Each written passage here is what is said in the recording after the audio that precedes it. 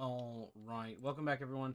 Alex, you're getting ready to jump back into our live stream. I had to turn that off and go back to the live stream, get it started again, rather. So we're gonna go ahead and just post that link again in the embed section, and that'll be good.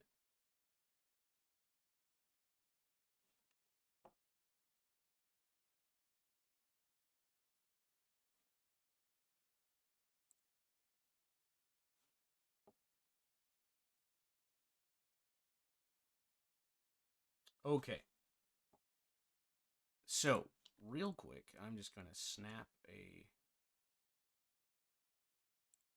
That's fine. I'm just going to snap a quick image so that you don't have to worry about that. That video I did not want as something that's streaming on my channel. So anyways, so if you guys are coming to watch now, I'm going to be jumping into some art stuff. Let me just send over a quick snapshot of that real quick to the community. Reply. This is the move script. This is the jump script.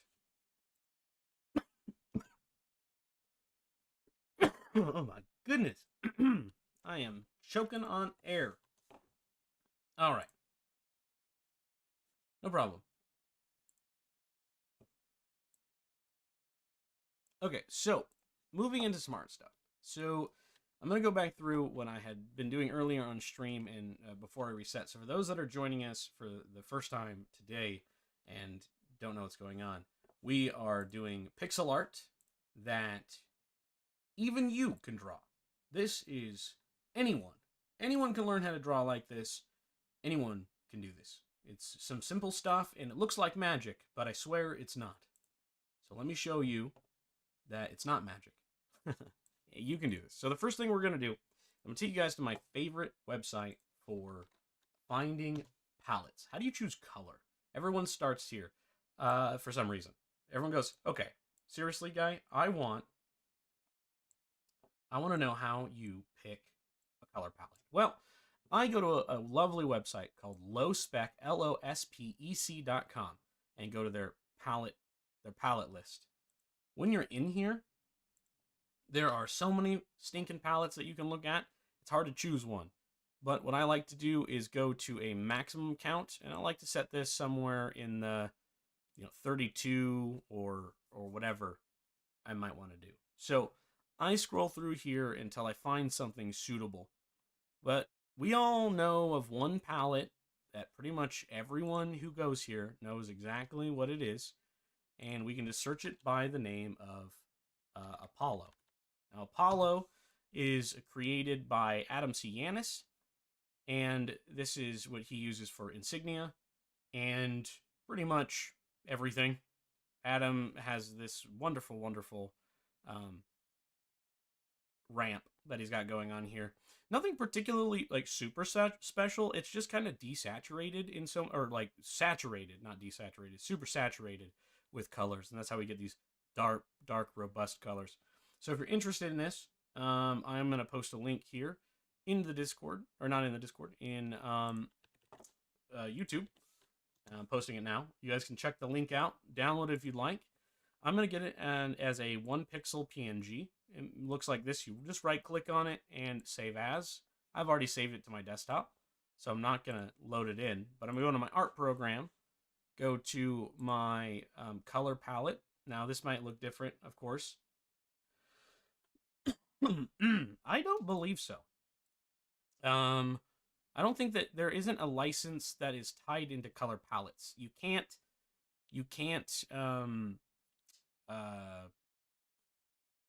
copyright colors. You can't copyright colors, so there is no license that is there for colors. All colors are open source because they're based on hex code, right? Or they're open, they're free. You can't. Certain color names, like a Crayola crayon color, can be protected. Or a brand, but no hex-coded color can ever be copywritten. It's impossible. So, don't worry about that. But shout out to Adam C. Yanis for being a total boss. It's just a coveted secret that people don't want their art palettes to get leaked, because then other people can make, art using the exact palette. But any image ripper will pull the palette color right out of it. It's basically impossible to stop, and therefore it has no business in the copyright industry. Anyways, so moving forward, I've imported the color palette that I'm going to be using here. And if you weren't sure, there's tons of tooling that you can use. One of my favorite ones, and this is basically what Adam does. Watch this. If I duplicate this swatch, the color swatch, and I click between these two and click a ramp, look at that. It's almost identical. Like, this color is almost identical. They're very close. And that's a simple color ramp, and anyone can do a gradient color ramp. He just has a set value. And like if I went in here and then clicked on each one, you can kind of see that they're all within the same arc of each other. And that's just kind of how these ramps work.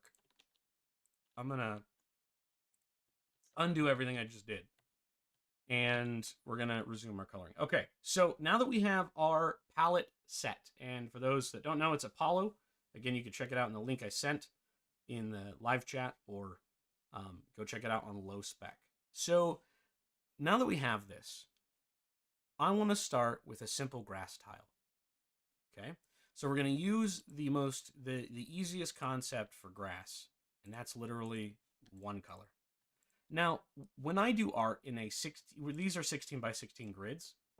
So if you're on, the canvas size right now is just on a grid of 16 by 16, and we're just working in that canvas. So, anyways, while I do art at this scale, I do 3 colors. Okay, we have a highlight color, a middle color or a base color, and a shadow color.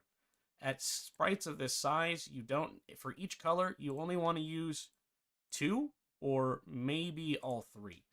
I prioritize shading over highlights because I think it's more important to see the background, or like see the transition between bright or neutral and dark versus neutral and light.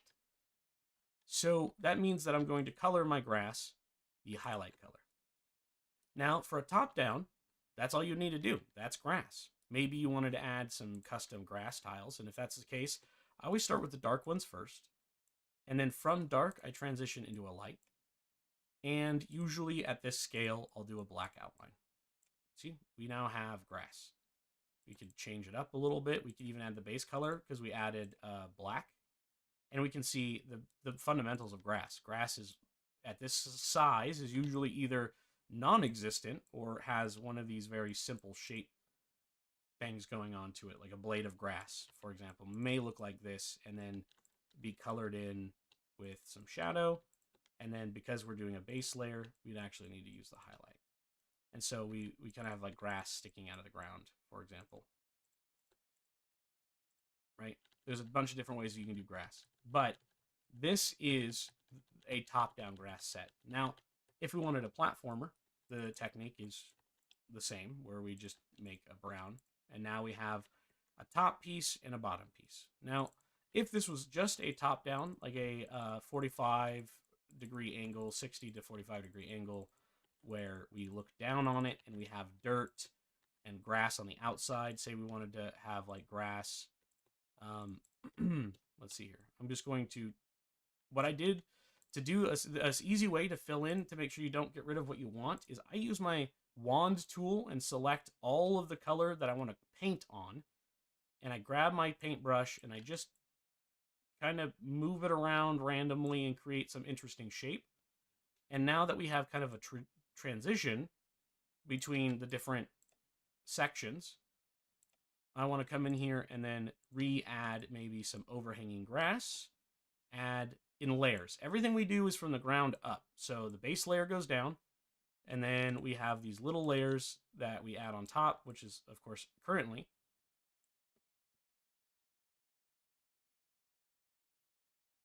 Thanks, Bo. I really appreciate it. And yeah, and thanks for being here, man. I appreciate the support. So now that we have a little bit of grass and everything, I now want to add that shading element. So I'm just kind of coming in and cleaning up a little bit. And now, because of the angle of the grass in a top-down perspective, we need to add a little bit of shadow. So anywhere where the grass, we could see underneath the grass because of its position. So anytime there's a ledge, for example, underneath it, we're going to draw some dark. And as you see, we only do that on one side because this grass, we couldn't see underneath it. The ground is technically like where that green line is. So what we can do instead is use our highlight color and now mark the highlights in the same way we did with our low light in the places where it's the most overhanging on the art piece. And so I'm even going to mix it a little bit and have some nice little transition between those two things. See what I'm saying? So now we have, if this was top down, again, now we could go even deeper because 3-color rule, right? So now we have a 3-color situation where anytime there's grass that overhangs the art piece, we might want to draw a black outline just to add and give the idea that there's some shadow, for example. I'm not saying that this is the right and only way. I'm just saying that there's some depth we can start adding. And if we had a lighter brown color, we could even add in some dirt specks into that space. So now for those that are wondering, okay, so this is the top-down perspective that I was talking about. Well, that technique, the idea that we're using these 3x3 grid to generate our tile set is basically how we'd go about making a platformer. Watch this. If I took this corner off and rounded this corner, and for the sake of it, we're going to copy this, and I'm going to stretch it bigger, even though it's going to get blurry. I'm just going to stretch it a little bit bigger. And now I'm going to go back about erasing, of course, these things on the outside don't matter because they technically aren't part of our 3x3 grid. And then we're going to round the corners a little bit. And we're going to do the same on each side. So now if this was a top-down, a platformer tile set, I would want more consistency in my tiles. So what I would do is create the corner, the one corner piece that you like, duplicate it. Now I'm going to delete the outside edges, take the one that I like the most, and we're going to fill it in. Now we have consistency in our sprite, and we can change it from here. Let's say we wanted the dirt to only go halfway, and everything else, I'm going to do it the same on the other side. And then everything else needs to be dirt for whatever reason. So we're going to go in here, fill this in. I'm going to go ahead and just take away that dirt for now. And we're going to add back in the shapes for our grass. So I'm just going to kind of come in here and fix up that ledge. Again, you do not have to be super precise here. We're just training ourselves. So be kind to yourself. Try it out. We're going to clean up some edges because we don't want anything that's more than 1 pixel for now around. And now we have a pretty smooth transition. Oh, this one is too deep. And there we are. We actually want that there, not there. All right. So now that we have our grass tile set, you can kind of see where we're going with this. We have our center tile, which is repeatable, right? So if we continue this and we were drawing with it, we could stretch this out as many times as we want, and it would always be the same. So what I can do to show you this is now I'm going to copy these tiles into my program. Let's see, we're going to do tiles wide is 3. Now I'm going to get rid of all this. I'm going to put this piece here. We're going to duplicate it all the way across. Put that piece there. Put these edges here. And this is what I was saying about the middle piece. It'll repeat as many times as we need it to, indefinitely. But now you can see the beginnings of a platformer tile set. And it's using exactly the same technique as the other one. We're just the bottom 3 are the bottom pieces of your platformer. So going back to the beginning where we had all of this here, say you wanted to add some texture. Well, grass doesn't always grow perfectly and in a cube. So we can start adding in some of those extra features. Now, generally on a top down, I don't recommend you delete any cubes. Instead, we're going to use the lightest color, the highlight. I accidentally made it the dark color, on the top to make sure that we know the light is hitting this platform. This is where our player is standing. And simply by changing the lighting, look, it now looks like you can stand on this. This is where your player would stand. So we just changed the collision box to make sure that your player stands on the dark line and not on the green line. And now we have a flat surface. The cool thing about having a flat surface or a shading like this, even if it is all the way to the top and we take this piece and we have it exactly like we had it before. So we fill this in and now we have a top piece. You could do it this way too. But the advantage, in my opinion, of keeping it flat and inside of the 3x3 is that when we create a new layer and we want to make grass, we can now draw the grass, because technically our grass is going to be drawn inside of another square. But when we create it in our engine, whatever engine you're using, all you'd have to do is just change the position. And now we have a depth in our 2D assets, and all we're really doing is changing the y-axis up and down. Now, you could do this with all sorts of stuff. If you didn't do it this way, and instead it's all the dark green, as we talked about, like this, you could do the same thing with grass this way, and grass would feel like it's kind of popping out of the ground.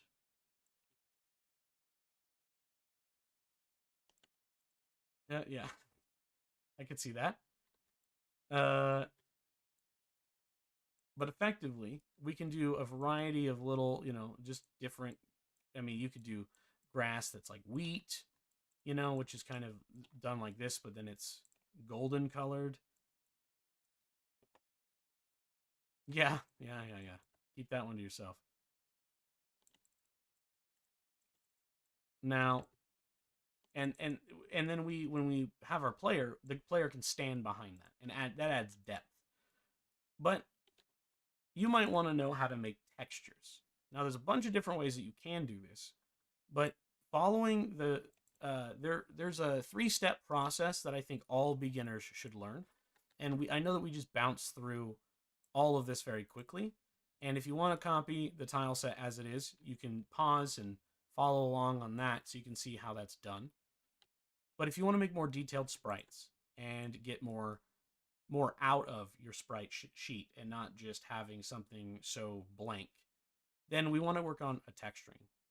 Now, again, there's a 3-step process that I think every pixel artist should learn.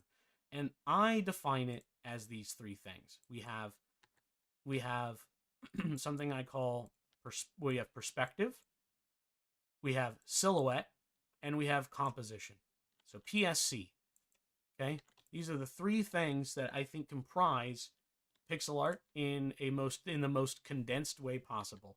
These are 3 fields of study that anybody can master inside of pixel art. So P is the most important, and arguably the most important, and where all projects kind of begin. So once you know your GEL, I think it's called, or GL, what is it? Game Language Engine, GLE. What is Thor, Pirate Software? I can't remember what he says exactly, but Pirate Software has a very cool breakdown on like how you decide what engine you're going to be doing and all of that. And then this pairs really well with that idea. So now we have perception, or perspective. Sorry, perspective. Perspective is it a top-down? Is it a 2D game? Is it a side-scroller? Is it a brawler? What is your game? Now, when you find that out and you've decided that you're going to make a game, you kind of know the direction you want to go, the first thing that we have to decide is our perspective. And this means a couple of things. This is our style, the way that we're going to create rules for our game. So, for example, these are 3 heads in art. If you're an artist and you've drawn digitally before, then the most important thing that you're gonna, to make scaling for your player, you're gonna draw like heads or something. Your players, the 3 heads tall, which is, their head can be duplicated 3 times to be the entire perspective of the player. Now, in games like Legend of Zelda, in the classics and stuff, Link and those sprites were relatively small, but they had some pretty distinct um, perspectives on the player. We got to see some of the feet, mostly in the later ones, only when the player was like mostly walking. You could see the shoes, but there's not a whole lot going on there. And then while you're moving, you know, you have your hat and all your good stuff. So the perspective is that now that we know the scale of our player, roughly, we want our player to be 2 heads tall, and there's a bunch of conditions that are like why you would choose a game screen size, like what canvas size to make for your game, how to draw in those particular formats. It depends. You know, if you want to draw a retro game using the retro styles, then a 4:3 perspective is what you want to do. If you want to use a modern sort of screen size, which is scalable to 1920 by 1080, you need to do 320 by 180, right? So otherwise, it's 320 by 224, I want to say.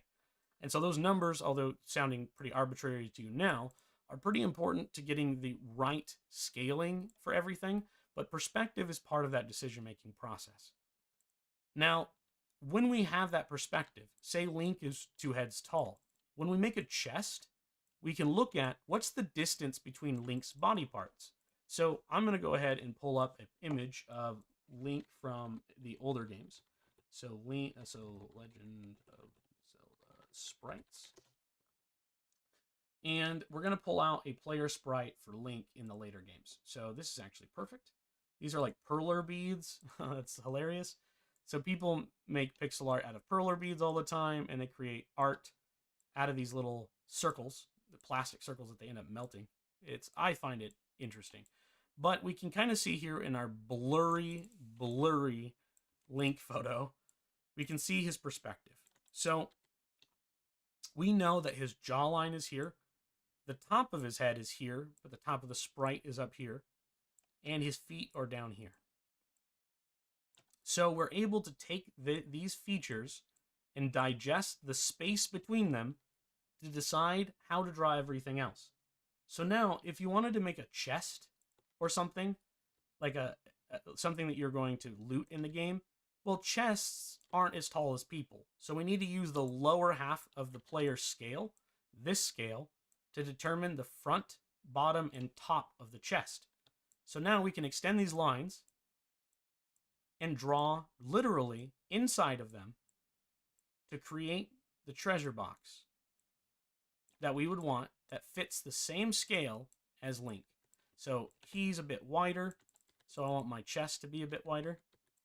So I can also look at this frame as well. How wide is he? What perspective do we need on our box? Well, he's quite literally huge. So our box would need to be at least half of that width. So now we can go in and say, okay, well, really, if we're going to make a effective box that is the size of Link, I'm going to flip this because now we don't need to duplicate it. And this is roughly the width of Link without... There you go. And now we have a chest that fits the art style of what we're drawing. So this is what we call the perspective part of our art. This is perspective. So once we find, you know, now if I colored this, we might actually even see more of the back of the chest. So now we may want to color, using our color palette, make sure that the top of our chest, right? So we're going to go into our wood, and we're going to get a really bright color for the top. And then a darker color down here. And maybe because of the perspective, we want to drop this by 1. And then we can go even brighter. Sometimes, like Link didn't stick to the 3 color. They have quite a few colors going on in there. But we can still kind of emulate, and we can change the lighting a bit on our chest, or, you know, whatever we want to do.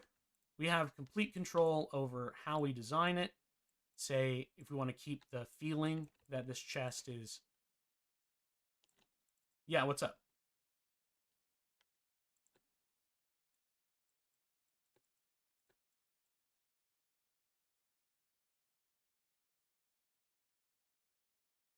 try to match the chest to Link's pixels. What do you mean?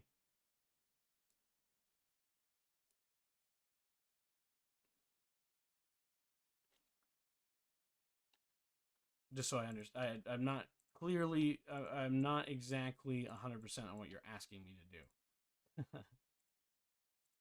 Like, use that color palette from that game to make...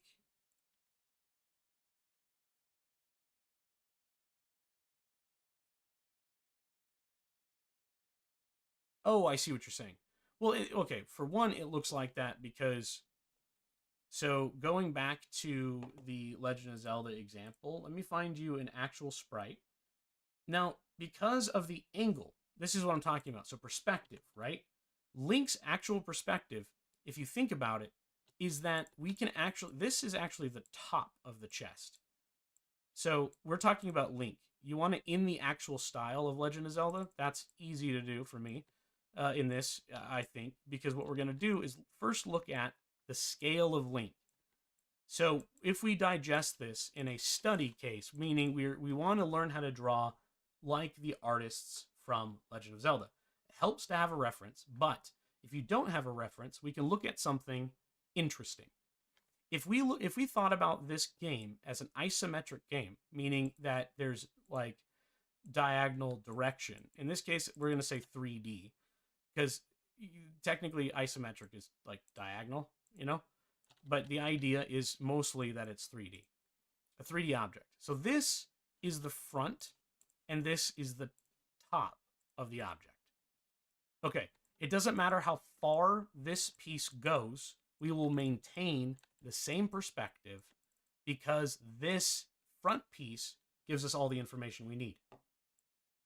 So now that we look at Link, we can say, right, this is a front perspective. This fits, I mean, it would work in the game, but the style is more first person. And the reason is because I rounded the top. If I continued this, like this, we would see more of the top of the chest. And it would look a little bit different. So the distance would be more or less this. Let me see. We're going to do something like this. One moment. I want to clean this up so you guys can see what I'm doing. So now what I'm doing is following the natural curve of the bottom of the chest.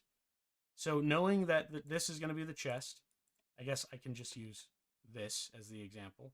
So from a blank set, now that we know exactly how big he is, I'm going to increase the chest by 3 more pixels because I think that we would see more of the top of the chest than we would the bottom. And because the chest is rounded, chests are rounded, right? So the center of this is now the brightest point. So maybe it's kind of thicker. We want an even distance, or so I'm going to move it up 1 more. Let's see if we can get an even distance. And then we're going to do a banding effect. So that's what I'm doing now. So I'm laying down the foundation of the colors. So there's a couple ways that you can go about doing this.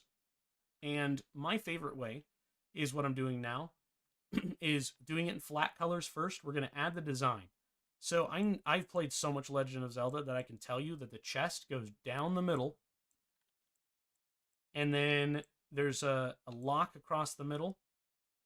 And it goes, I want to say it like this. Could be wrong, but I don't think so. So give me a second and I'll clean up the art. I want to say it goes like this and does the same thing on this side, of course, because now we're looking at, let me get the right colors. Okay, so this goes straight down, and now this is going to cut through the art piece. I'm going to fix this because it should be all one piece. So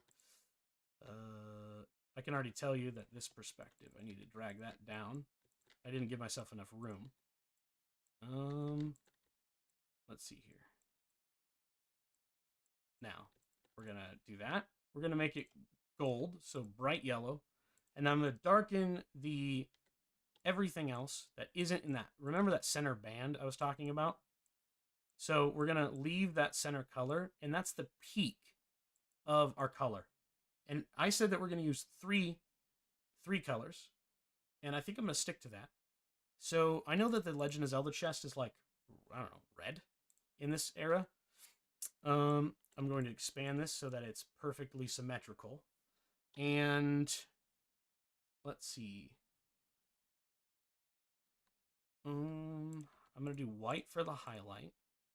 And then a lighter orange for the banding. Okay. And then there's like white.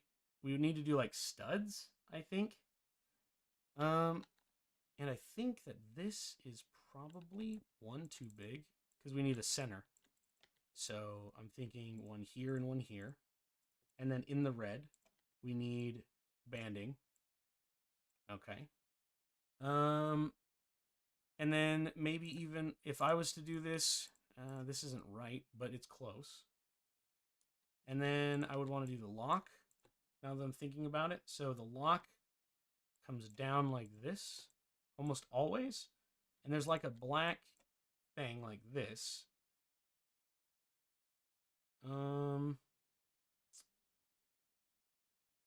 Let's see. I don't like these colors. I'm going to recolor it in the color palette that we have. I'm trying to match Legend of Zelda colors, and I just simply don't have the right colors. They have a different color palette. It's actually not, because you got to remember, Link is only this big. Whenever Link walks up to a chest, what does he do? He kicks it. He opens it with his foot. Every time. Every time.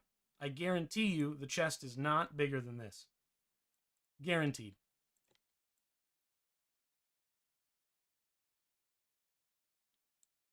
So, there in Legend of Zelda, there's a, I know that the trim.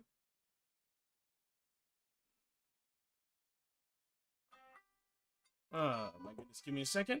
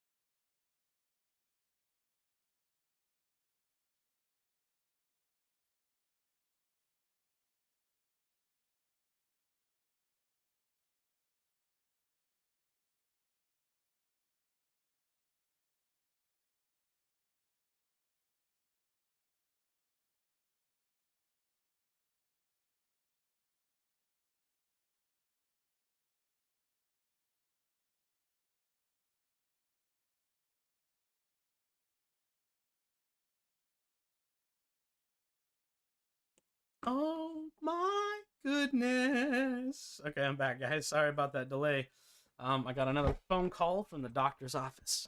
For those that don't know, my mom has recently had her third stroke, and and we're working on it. So it's been kind of crazy, but all is well. Just dealing with all of the medical side effects of that. I mean, it's as good as it can get. So, I'm not going to complain. It's just my mom is apparently Scooby Doo and can get, and just, yeah. No, yeah, it's all right. It is what it is. This is how life works. Okay, so returning back to this, I don't have too much longer because now I do have a timeline, but I want to turn this into a darker chest because I want to use the actual colors that we have. And this, I want this to be light brown, this to be a deeper brown. There we go. And then for the top of the chest, I'm thinking that we continue with that gold trim. And maybe instead of gold trim, we're going to do iron. Because I think iron would look better. And we'll do a deep color down here. And we'll add our dark brown underneath. And we'll pull this all the way down and make a full rounding. And then this, I kind of want to be maybe gold. Everything's good, Riley. Everything's all right. I appreciate everyone's concern. But everything is all right. My mom is just absolutely out of her mind. We've had a hard time keeping her still the last couple days. She does not want to be resting. She wants to be free. My mother. Love her to pieces. She's my mom. Okay, boom. So, there's the challenge done. I would like to say that that looks exactly as it should. That looks like a chest to me. You tell me.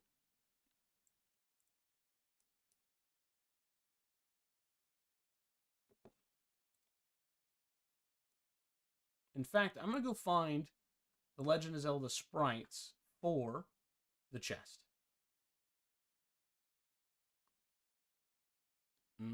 No, that's how Legend of Zelda did it.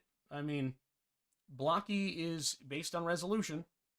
So if we look, it's technically even too big. It would need to be like yay big. No. No. It doesn't. I mean, I'll show you original one just so you don't, so I can show you that I'm not crazy.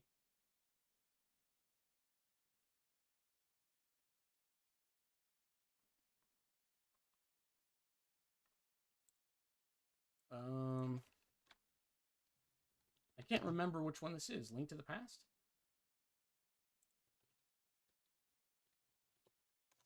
Not to the Past. Oh, here you go. Well, that's because he's fuzzy. That's not what he actually looks like.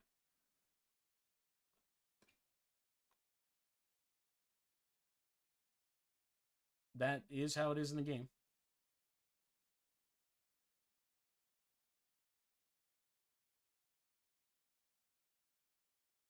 So the normal chests from this era are quite literally. I'll show you. Copy image, paste image. Let me open a full canvas of this. So file, open, document size. Okay. So if we look at the game, we can see that Link is right here. It's hard to see his head, but if you look how many colors there are. There's only 3. There's only 3. There are only 3 colors. You can look at anything. Only 3 colors. Per color. And this is straight from the game. That one doesn't even round the corners. Okay, let's take it from the same game, and we'll look at it differently. Now let's look at Link. 1, 2, 1, 2. This one is only using 2 colors per. His skin, 2 colors. So it's using less colors than I'm using. Let's see if we can find another one from the remake, or not the remake, the game that came after this one.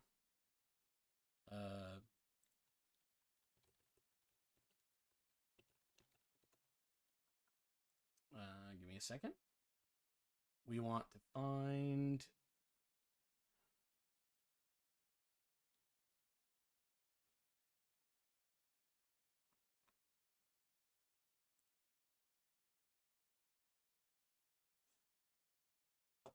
This is straight out of the game. So, I mean, odd or not, it's the way it was done.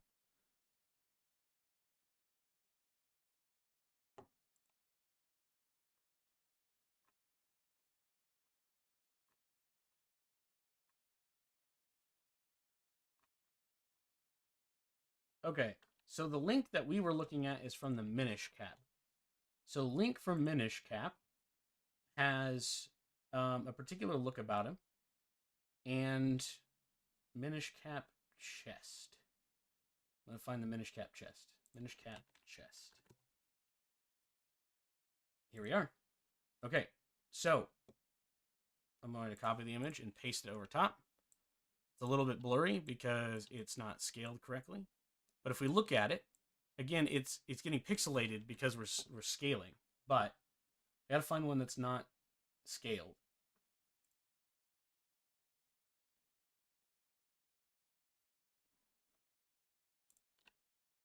Okay. Now Minish Cap does have a bit more textures because they're using a much higher texture palette. However,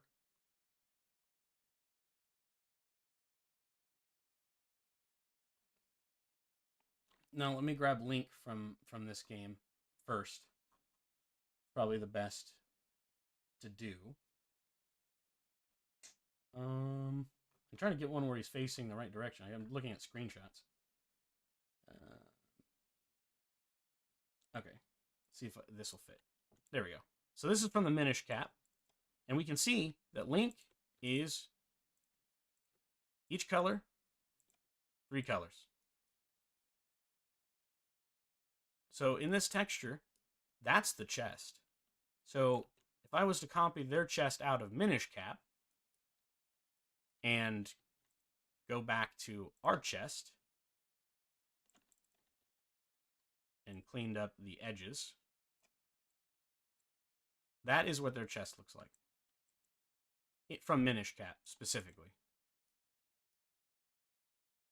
I mean, you tell me.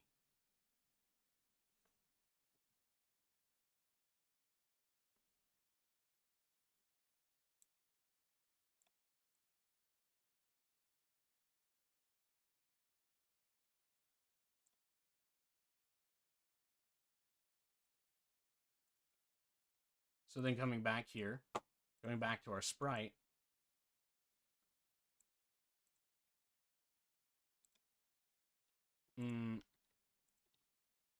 one, 2, 3, 1, 2, 3, 1, 2, 3. They're using three different colors per color you add. That's the rule. All they've done is add one extra color. It looks messy. Now this works because the ground and also the number of colors that they use to choose from is different. The reason why it looks different is because their palette is different.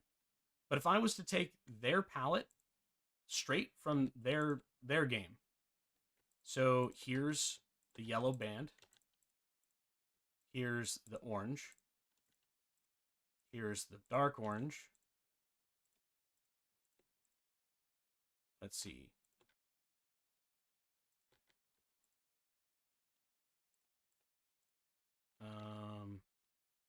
Not the right brown. Oh yeah, it is.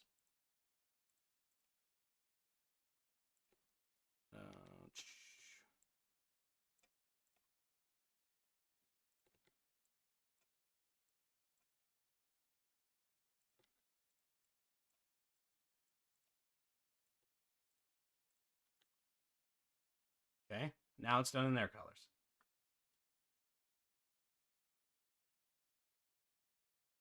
I have the same amount of gradients. I'm using the same colors. All of these are inside of this one.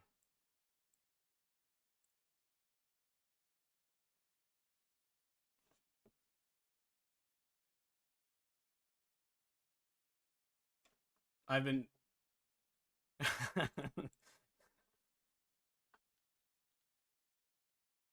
It does look odd. But that's what I'm saying. Okay. So that aside, the people want to know what's next. So let's get rid of this and let's change our box back to here. I think, yeah, me too. But if I actually go to some of the older Legend of Zelda chests, not from Minish Cap, they look exactly like mine. I can't remember the Legend of Zelda. It's from the one I was talking about previously. I want to say it's Link to the Past is the one that has the other Link. Link to the Past chest looks like... Ah! Oh, no, that looks like a treasure Legends of the Light chest. Nope. This one. There we go. Okay. Straight out of their game. Tell me that my memory is not spot on. Look at this.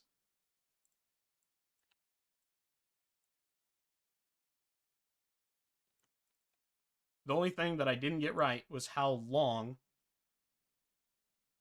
they made their chest.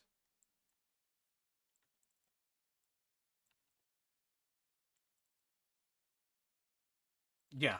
Like I'm saying, like it was extremely close. That's because of how much I've played that game. Just the Zeldas in general. I couldn't remember which one it was from because I've literally played all of them. And of course, you know, it's a little off, but the theory is the same. So that's what I'm saying. So perspective matters. So we've defined the perspective, and I've shown you that even though I'm drastically close, the rest of the color matters. But for now, perspective, the scale in which we draw, we find that out first. So this is the first thing we do.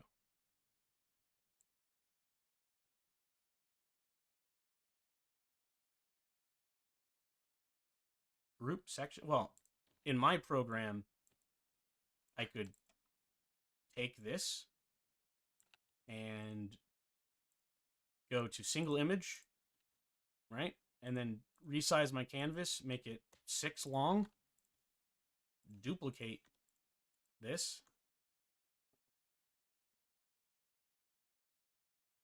and now I can change this to whatever I want. So variations just completely depend on your own. Can I make changes? Yeah, I mean, like, can I add variations? Of course.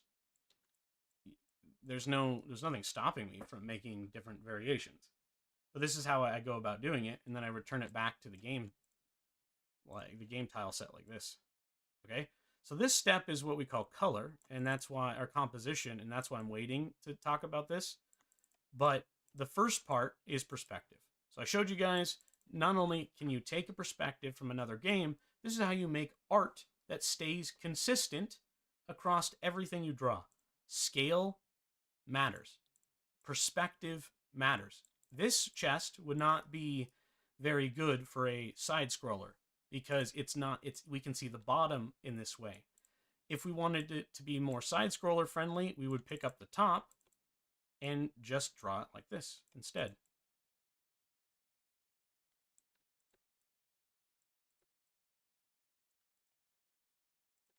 See what I'm saying? Perspective matters. this wouldn't even be like this. We probably wouldn't even be able to see that back piece.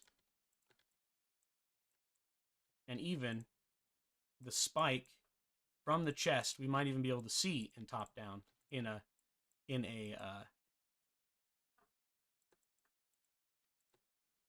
you know, we could add the spike here and then add the little bottom piece underneath it, and then or make the top brighter. It's hard to see with the without an outline or something, but what I'm saying effectively is that we could easily create those rivets on the chest to give it the idea that there are pins sticking out like that. That'd look better for a platformer or something similar because of the perspective, right?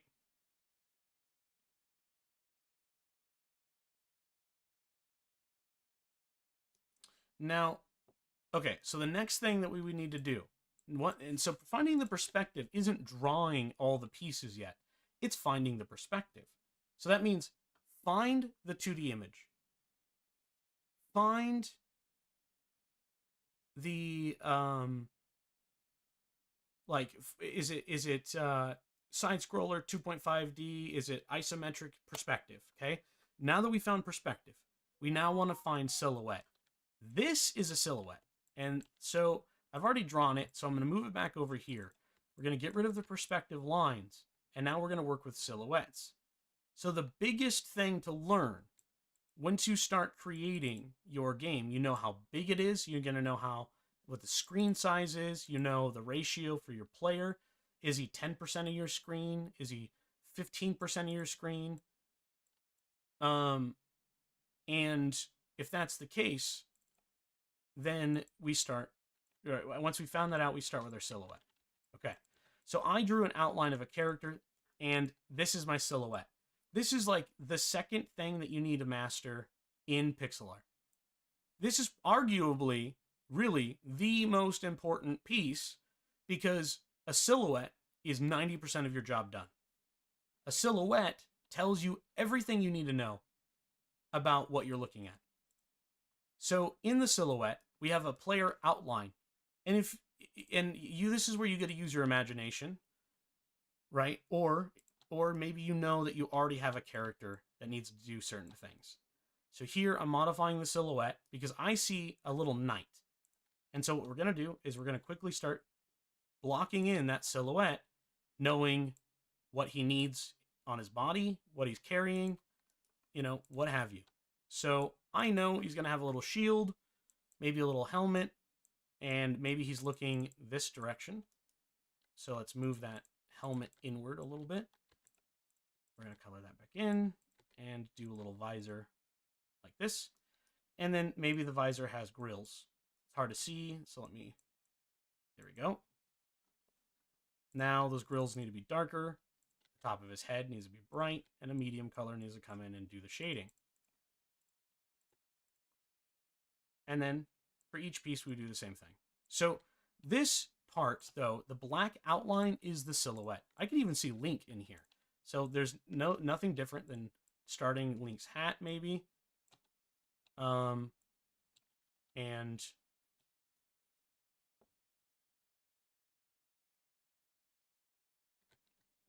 then,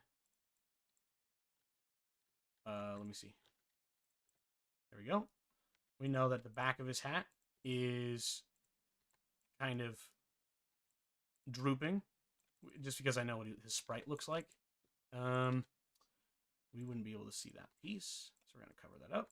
We're going to move it in and shrink it down. And then I'm going to pick up his head so I can give him an actual face.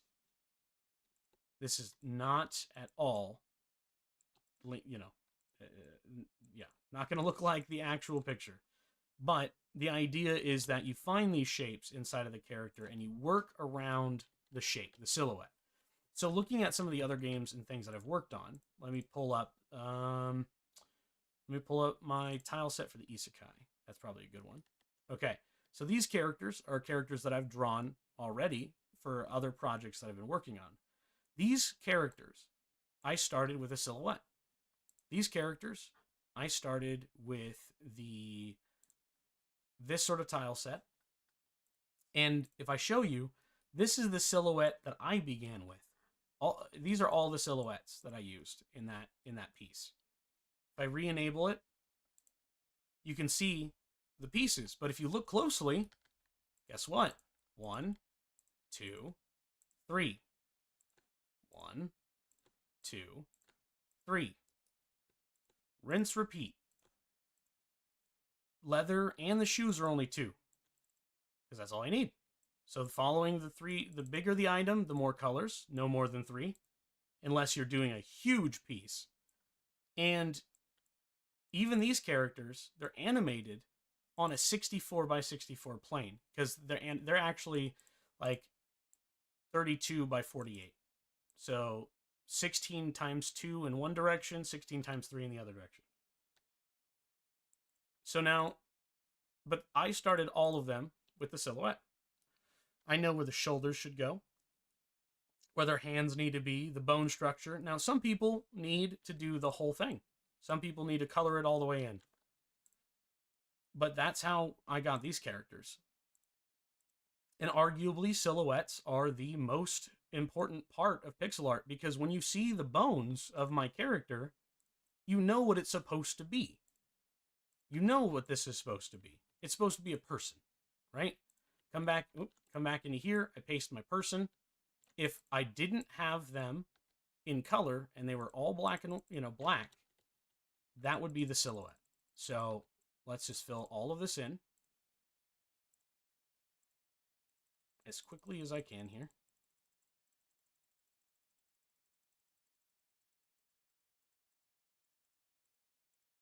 Oops.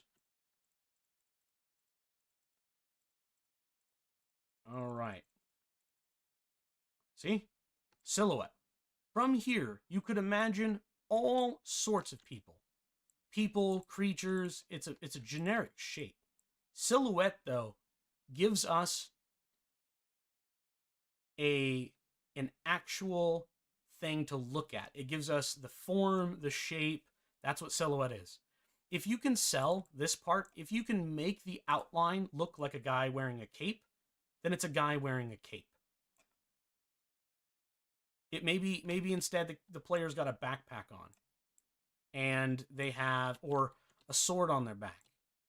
These are all parts of the silhouette that we can incorporate to make sure that our player has the pieces that this player would, this character would need to finish the shape. So now I can see a hooded rogue figure. So maybe here I'm going to block this off and do a continuous thing.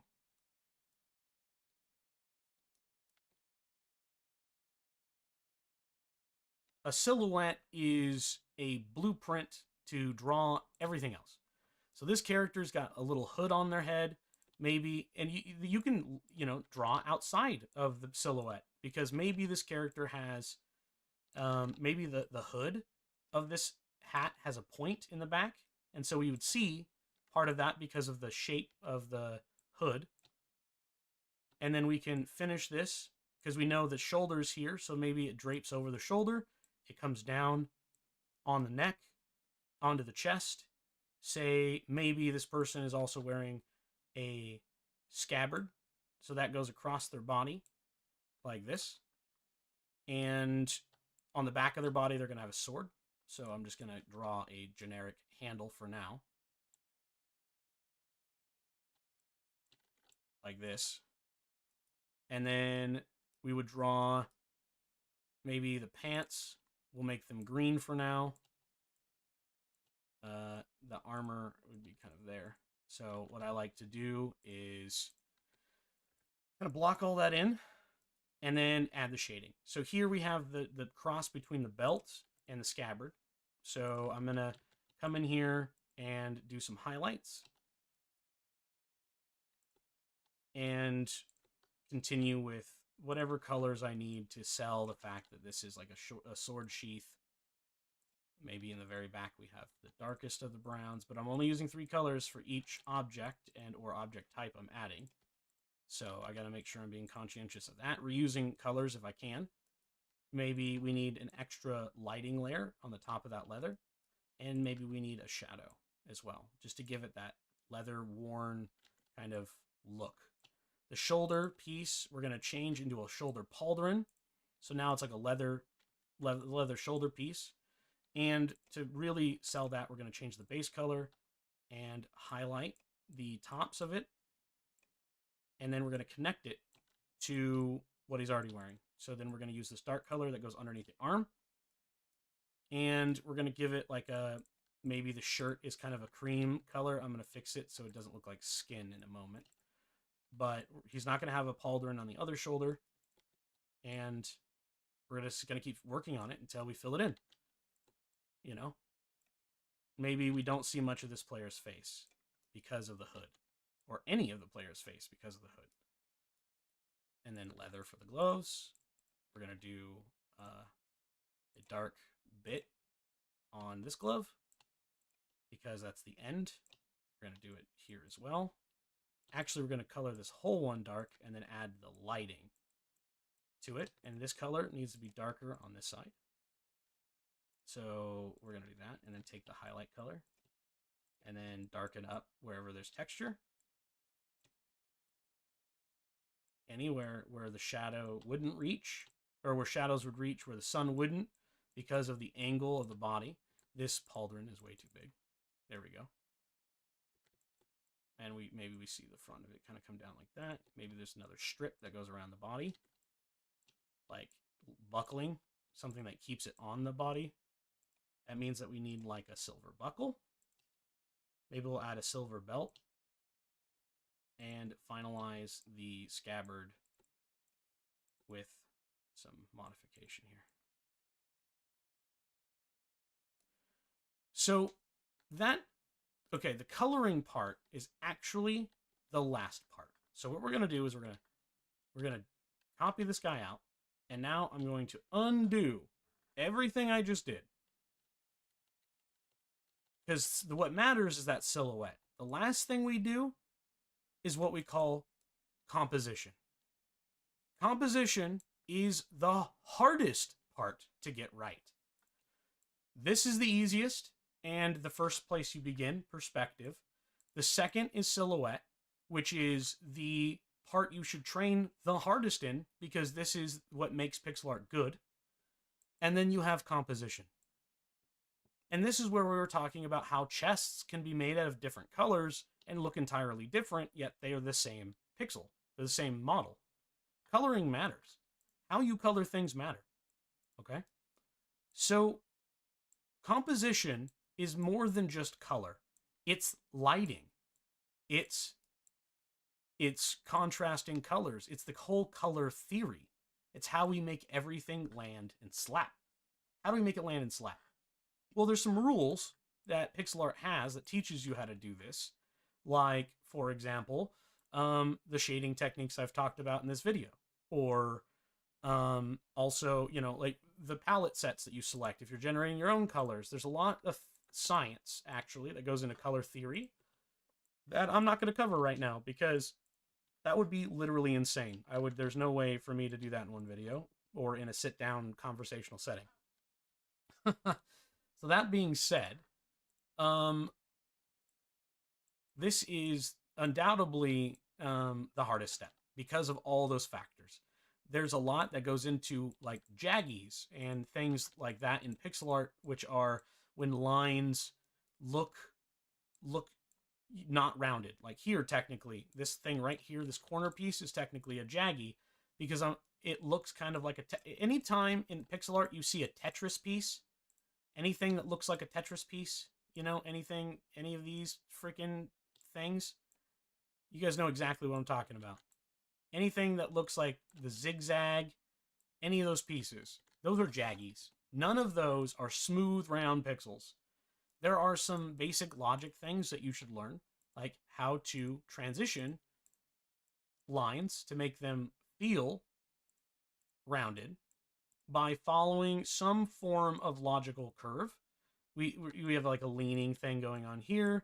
You know, there's consistency in how we chop down and move objects in pixel art to make it smooth and, you know, So that way we're not going 1, 3, this, like this is a jaggy. You don't want that.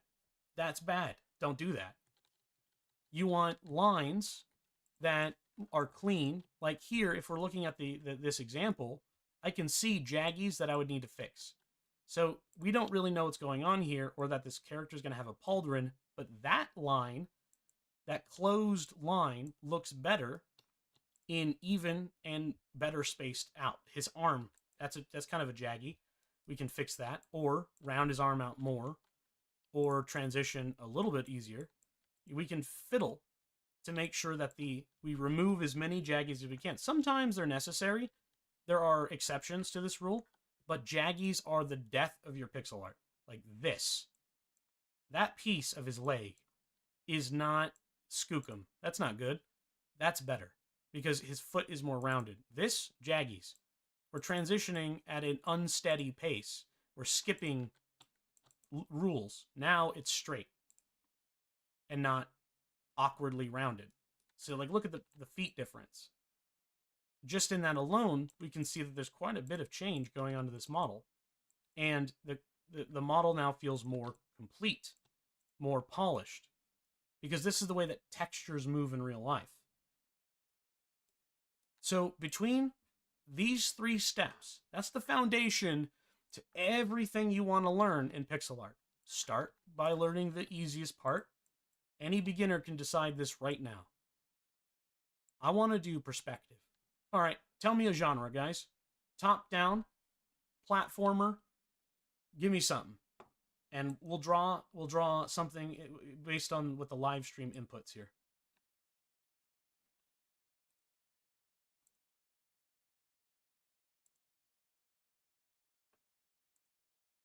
Platformer. Okay. So we're going to dial this down into a sprite set that anyone can make. So here's how we do this. From the very beginning, we start with our palette size. We're going to say that our world is 16 by 16. So we're going to create that first. What I'm going to do is resize my canvas, and we're going to make this 3 by 3. So now, if you guys don't have pixel edit, knowing my keystrokes wouldn't really matter, because I don't use Sprite. They are different in Sprite than they are for pixel edit. So we're going to start, though, with a single 16 by 16 square. So first, we're going to make the tile set. So we're going to make a grass tile set, and then we're going to make a player for that tile set. And I'll show you how we're going to go about it, how we decide what we do, but we always start with this. Pixel Edit is only $9 on Humble Bundle and from their website. It's an amazing tool. It's very simple, but it is missing some things. It is missing some things that Sprite does, but it does similar things. You just have to know the difference between them. If you want a foolproof program that's going to extend forever, you should get Sprite. But if you want to use the same tools I have, then you can definitely buy Pixel Edit. I love it, but I also know its limitations because I've been working with it for literally years. So that being said, we're going to fit this back to my screen. We're going to start here. So I'm going to start by using the palette that I recommended in the beginning. We're going to import the Apollo art pack right here. I'm going to shrink it to 6 pixels by 9. So we have the color ramps as we have them, 3 this way, 3 this way. All right, we have a platformer game we're making. Someone give me a genre type. Are we doing fantasy, modern, sci-fi? Someone give me a give me a theme here, since you guys are with me. Let's see what you guys have to say. So Infecta1 had said platformer. Riley has said top down. We're going to be doing a platformer. Riley, if you want to give input on the type of the theme of the game, I would like to hear that from you. Or if anybody else has got any other ideas, throw it out there.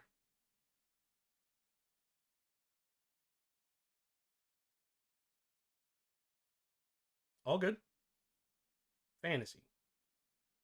Sci-fi. We got sci-fi and fantasy. Fantasy modern. Oh, now this guy's just throwing anything out there. Fantasy or sci-fi? I haven't drawn sci-fi in a while, so that'll be fun. Everything, yeah. Okay, so sci-fi. Sci-fi. Let me think here. Let's see. Sci-fi generally has a slate background, some sort of flat, thing. And then we generally have weird technology bits going through it. So I'm going to make it kind of like a CPU chip or some sort of processor board without it being clearly a processor board.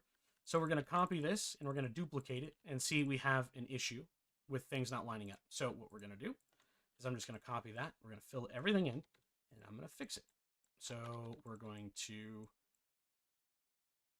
fix some of these lines. I want a horizontal line that breaks up that.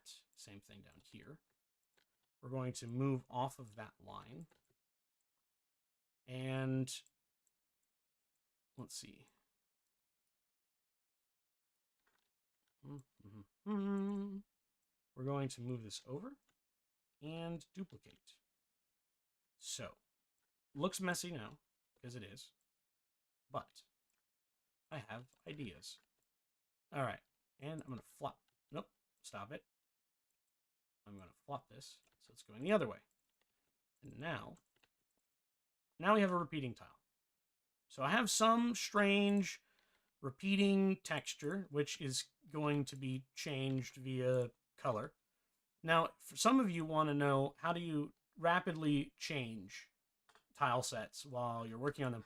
One of the things that you can do is draw it in monochromatic, which is black and white, or in this case, we're going to use more than that. We're going to use all the colors at our disposal in between a shade between black and white. So this will be not just black and white. It'll have extra features. And so what we could do is go through and mark it with different colors. It's kind of, I'm trying to get it so it looks good on stream so you can see what I'm doing. So I'll use different contrasting colors. But as we design, we can then replace these colors with something, a different color of the same saturation, effectively, and replace them with like blue, for example. So all this would be light blue. We're going to skip 2, that'll be darker blue, and then all the other pieces that aren't highlighted, like let's say energy is flowing through a circuit, we would start deleting the lines that we don't want to be like power flowing through them. So blue should be limited, the lights, the darks, all of that. We want to finagle around until we had some form of repeating dark and light things happening, okay? So right now it's kind of messy. So what we're going to do is we're going to remove all of this. And if we're making a platformer, we need to have a top. So we're going to start with the top now. Now that we have this, we want the top of it to be like a street or something. So we're going to flatten the top. Stop that. Continuous. There we go. Now you could do this with anything, but I want this to have a bit more of a sci-fi runner aspect to it. So let's cut that. I'm going to go backwards a second and repaste this on the top because I don't want to cut too much off. Okay, so now we have the top piece. So this one doesn't really matter anymore. Oops, this one doesn't matter. And on this top one, I do want to make it have a different look. I want maybe like a sidewalk, for example. Say this is kind of like a city cobble street, neon street thing. Now we have a repeating tile on the top that looks kind of like the street. So with that one tile that we have a top, and now we need corners. So I'm going to duplicate this corner, But then because it's kind of like street ending, I want to really emphasize that this is the end of the sidewalk, the end of whatever we're doing. So we might need to consider what the sidewalk transitions to, but perhaps this is a true platformer where we're going to need to jump, grab onto, and do crazy ninja kung fu moves while we're running through a sci-fi street. I don't know. Maybe we need, you know, maybe there's like steampunk piping or something that's, or not steampunk, but like, I don't know, piping that goes off the sides. All of these need to be kind of darker. So I'm just kind of adding some texture. And we would just repeat the same sort of technique through the rest of the tile, top and bottom. So if I turn this on, we still only have the second one.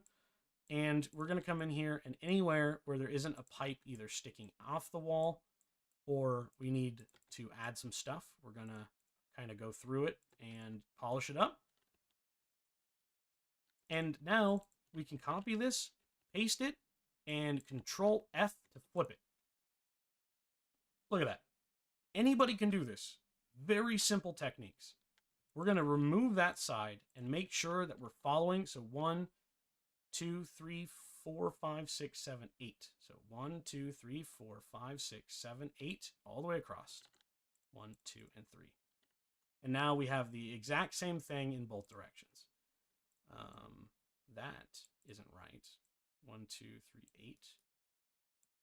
Yeah. There we go. There we are. Now it's the same in both directions. And we have a middle piece, the edge pieces, and now we need the bottom pieces. So if this was my choice, I would duplicate the ground. And if you're doing grass and you want grass all the way around it, you can quite literally copy the top and, copy the top, paste it, and flip it upside down. And then just darken the bottom. Now, I would actually like to do this even darker. And we're going to cover all of that up like this. All right. And then if you wanted to, because this is the bottom block, you could cut pieces out, add chips or random sci-fi bits, whatever you want. I'm going to copy that, delete this one, paste it, flip it. That is, Alex, the wrong way, sir. Sir, there we go. And that is good for me. So we now have a expandable tile set. I should probably save this. We're going to save it onto my backup drive. We're going to call this one Tube Live Sci-Fi. All right. So now we have the sci-fi example. So what I'm going to do, because I know how to use my tool here, I'm going to change my tile width to currently to 3. And I'm going to use this tool over here, which allows me to save my tile set. Now, if you're using a sprite, it'll be, you have to convert your layer into a tile map, and then you can do this. So now we have the basics of what we're trying to do. We have this cool little, like, I don't know, it's different. It looks different. Each one of them looks a little different. I like that. Anything that's on the top is repeatable and all this good stuff. Okay, so now we have this secure. I'm going to hide all of this. And I'm going to expand my canvas size to be now 6 by 6. Because we're going to bring this tile set back. I want to show you first that look what we can. So if we're making, oh my goodness, Alex, you Control Z too far. Look what you've done. Look what you've done. All right. Now, if this is a platformer, we're probably only going to see these, so we're just going to use the top. And then we're going to use the second set because we don't need to see the bottom because it's pointless. Okay, boom. So we have our tile set set. Now, because we're using 16 by 16, we have a choice of either making our player 16 pixels or we can do a double at 16 by 32, or you want to keep it within the scale of what you're doing. So what we want ideally is if we're developing our game in 5, let's see, 16, 1, 2, 3, 4, 5, 6 by 6, by 16, 6, 80. Okay, so I was just doing math in my head. So effectively, you want your player to be within 10% of the entire screen. So 10% of 6 is like this much. Right? This much. That size. So that means it's roughly 16 by 32. So 32 tall, 16 wide. Now, our player would be animated inside of a 32 by 32 square because of how big he is. If you draw something that's 16 by 16, you can animate it in a 32 by 32. If it's 32 by 32, you can animate it in a 64 by 64. You see what I'm saying? So for any time you do a sprite, double it, and that's the animation frame. That way you keep smooth animation. But when we draw the character, I want to draw him now within these 2 squares. Or I want to draw him at 1 square. For me personally, because of how this looks, I would usually do a taller sprite, but for this one, I'm going to do a little bit smaller so I can keep my sanity and finish this up. So, this character is going to be some sort of like sci-fi dude that has like a cool jacket. He looks cool because it's sci-fi. Gotta look cool in sci-fi. Put his hand somewhere, and now I need to draw his feet shape. So roughly, he's gonna look something like this. I don't know what yet, but he's gonna look like that. So now we get to do my favorite part, which is the creation. It does, Bo. Yes, it does. So, great question. Does this work for animations that have ledge climbing? Absolutely. Because ledge climbing is decided by your player's collision in GDevelop. And if your collision line is here, or a point that you create, and it's in collision with that particular spot, we can put your player's hand procedurally on the lip of the edge, and then you can pull yourself up. So it all works as long as you follow this mechanic. The exception of this is in top-down games, like I showed before, like Legend of Zelda. When you do something like that, your character should be twice as big as the tile set. So if you're going to make a 16 by 16 player, your tile set should be 8 by 8. You can do 16 by 16, but it does tend to make your character look less detailed than the rest of it. So, yeah. Anyways. So now I'm thinking about this character. What if it's a post-apocalyptic sci-fi where the world's in ruins and you're like, you're the last of you're last of the humans. You're the last survivor. Or, technology, you were prepared. I don't know. Something. So we've got a character. And now we want to get his basic silhouette done. So what I like to do is, of course, paste a couple of these guys and maybe do a few different concepts. Let's say in my first concept, I want him to have a helmet. Right? So now we're going to give him a little bit of a helmet. We can't afford to give his head more than like 12 pixels. Not even more than 12 pixels, more than 8 pixels because of the size of our sprite. So we need to think about the way he looks and how to make his head fit this size. Never fill, oh my goodness, do not put your character all the way to the max. In fact, you should drop it down so he's 2 below the top. This is a technique that will help you animate later on. So now that we have a base layer and we have the default kind of size that we want, I can kind of tune up this character.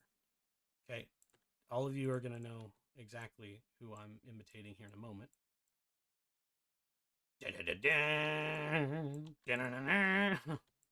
Chief!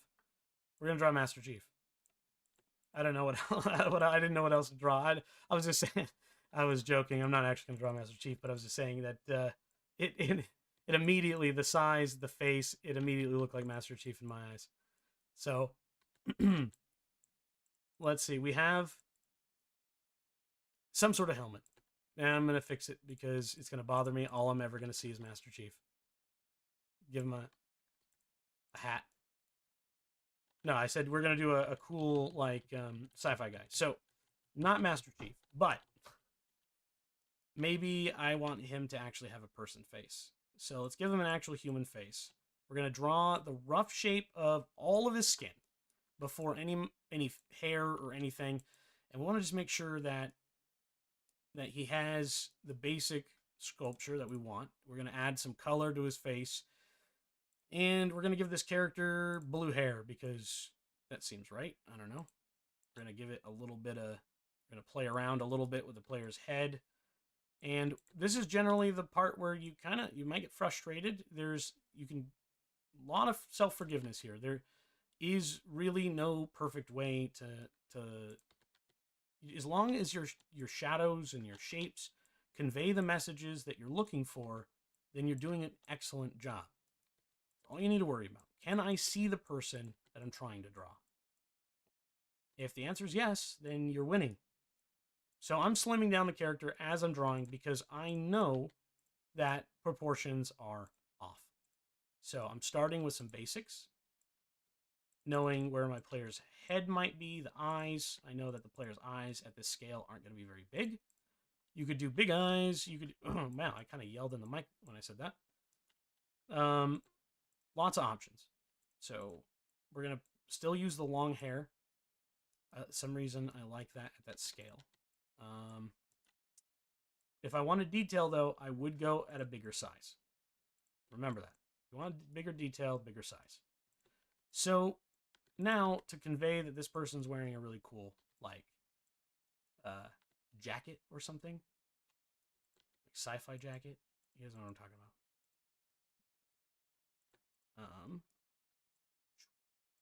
I'm not worried about any of the other body quite yet because the head is what I'm after. Now it's the head and the jacket. So usually, I don't know why I started it this way.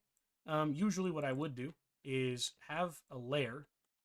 I'm going to move this guy and put this back in the same layer. Cut this one out, move it up a layer, and then do it like this. This way I have some representation of where that original body should be. Right? So now I have the original body.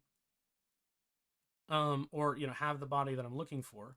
I can just keep drawing on top of this. So maybe they have a cool, like, Michael Jackson red jacket, like Thriller jacket, some spice. So we're just going to kind of draw in some of those features that I know would be on that jacket. The shoulder would be here. That means that the arm is going to be kind of somewhere down here.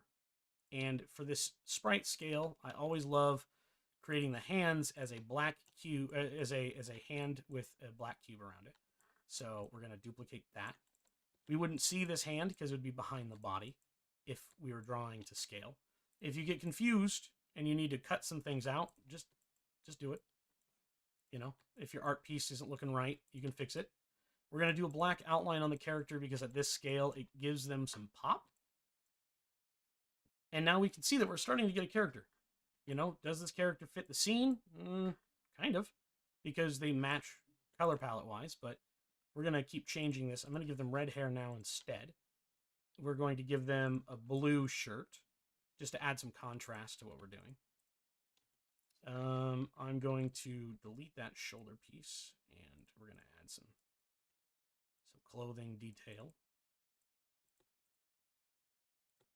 And we're just working very slowly, step by step, and making sure that our player looks and fits whatever we're trying to do. So we don't need that back piece anymore in the black. We can now move it outwards. And I don't want any Tetris pieces. I don't want any jaggies. So we have a couple of options. I like the symmetrical arm thing. Come on. There we go. And let's see.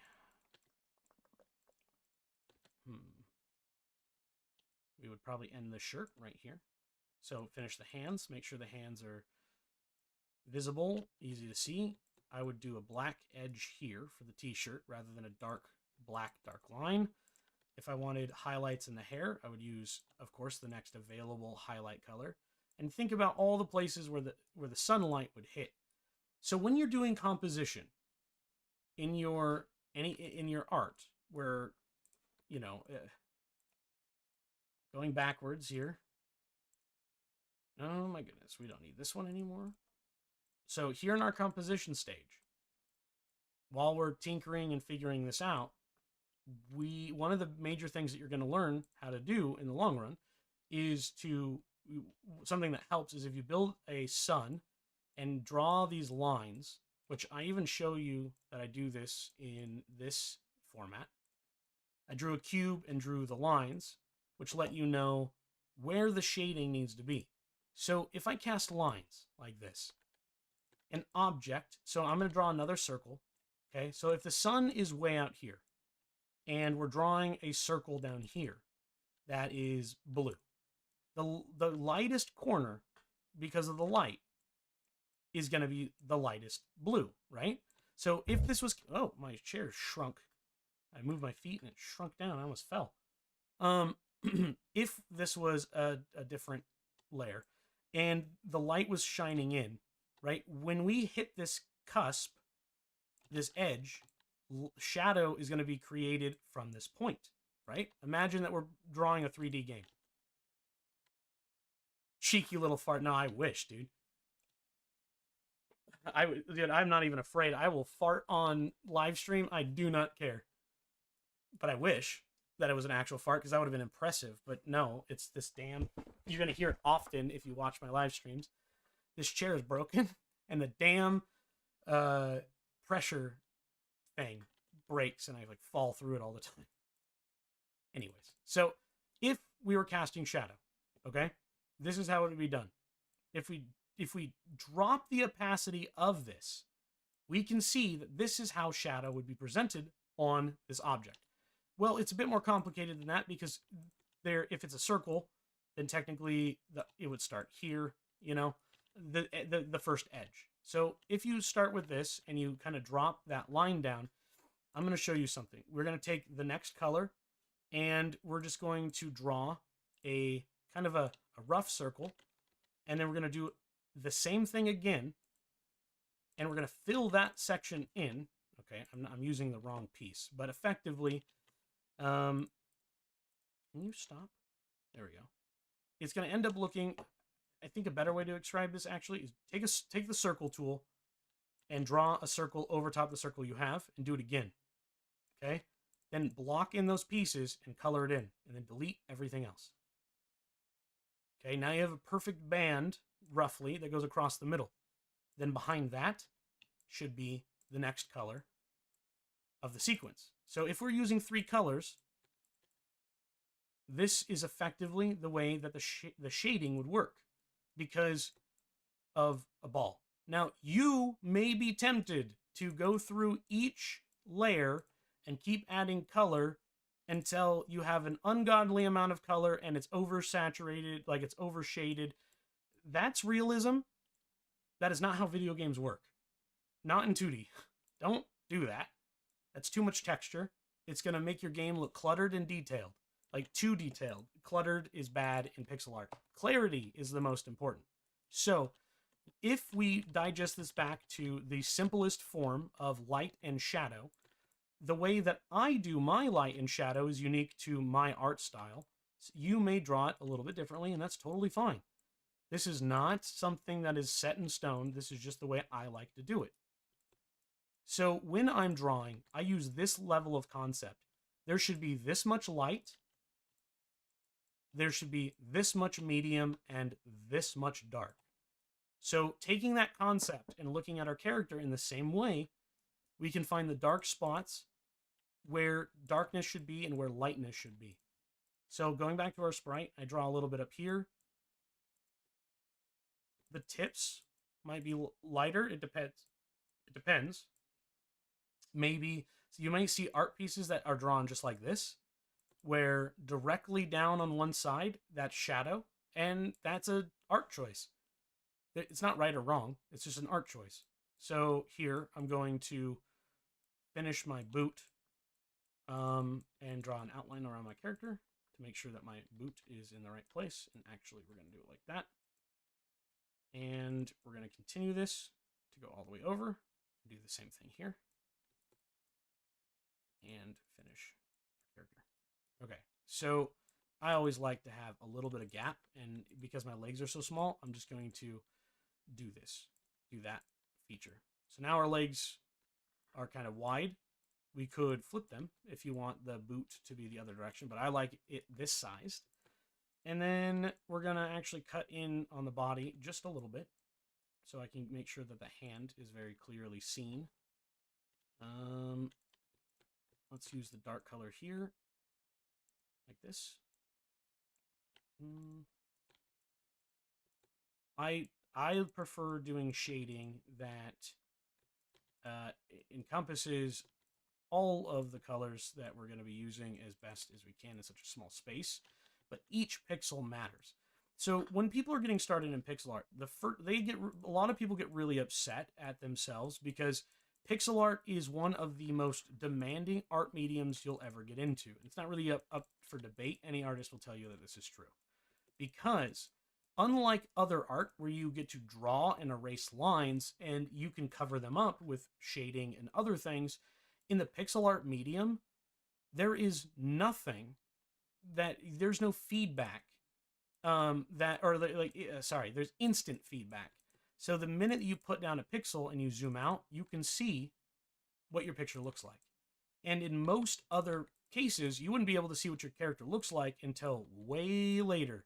You can tell whether or not you have a line off or something, but that can be covered up and fixed in post. But with pixel art, that's not really how it works. As soon as you put down a pixel, you're able to tell whether or not it belongs there.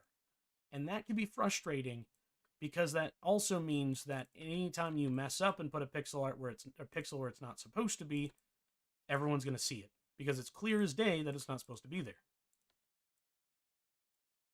I'm going to add a couple more things just to make this character feel more together. I've somehow managed to draw more of a fantasy character because of the scale.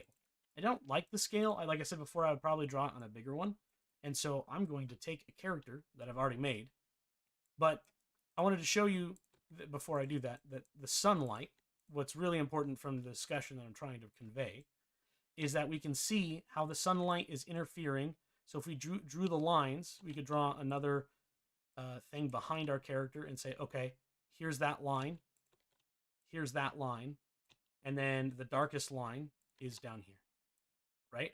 So then, by knowing the banding effect, we can go, okay, maybe, because we can't see the back of their head, so it's going to be dark, but maybe this one isn't quite so c'est la vie. Okay, fix that. Then look at the shirt.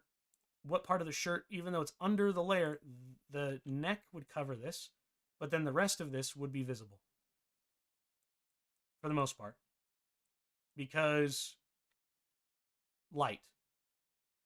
And then down here, we may want to tuck in the edge of the shirt and go down to the pants. And now all of this could be like the darkest color. And then where the sun hits on the clothing, which if you stand still and look at yourself in the sunlight, it kind of looks like this, where it hits your legs, but the inside of your thigh is not getting full exposure, and the groin does not get full exposure. Otherwise, down at the very bottom, we could do black for shoes if we wanted to, or we could, we can leave it as it is. Maybe you want the shoe to come out and you have feet on your character, like actual toes or what have you. You can do it like that.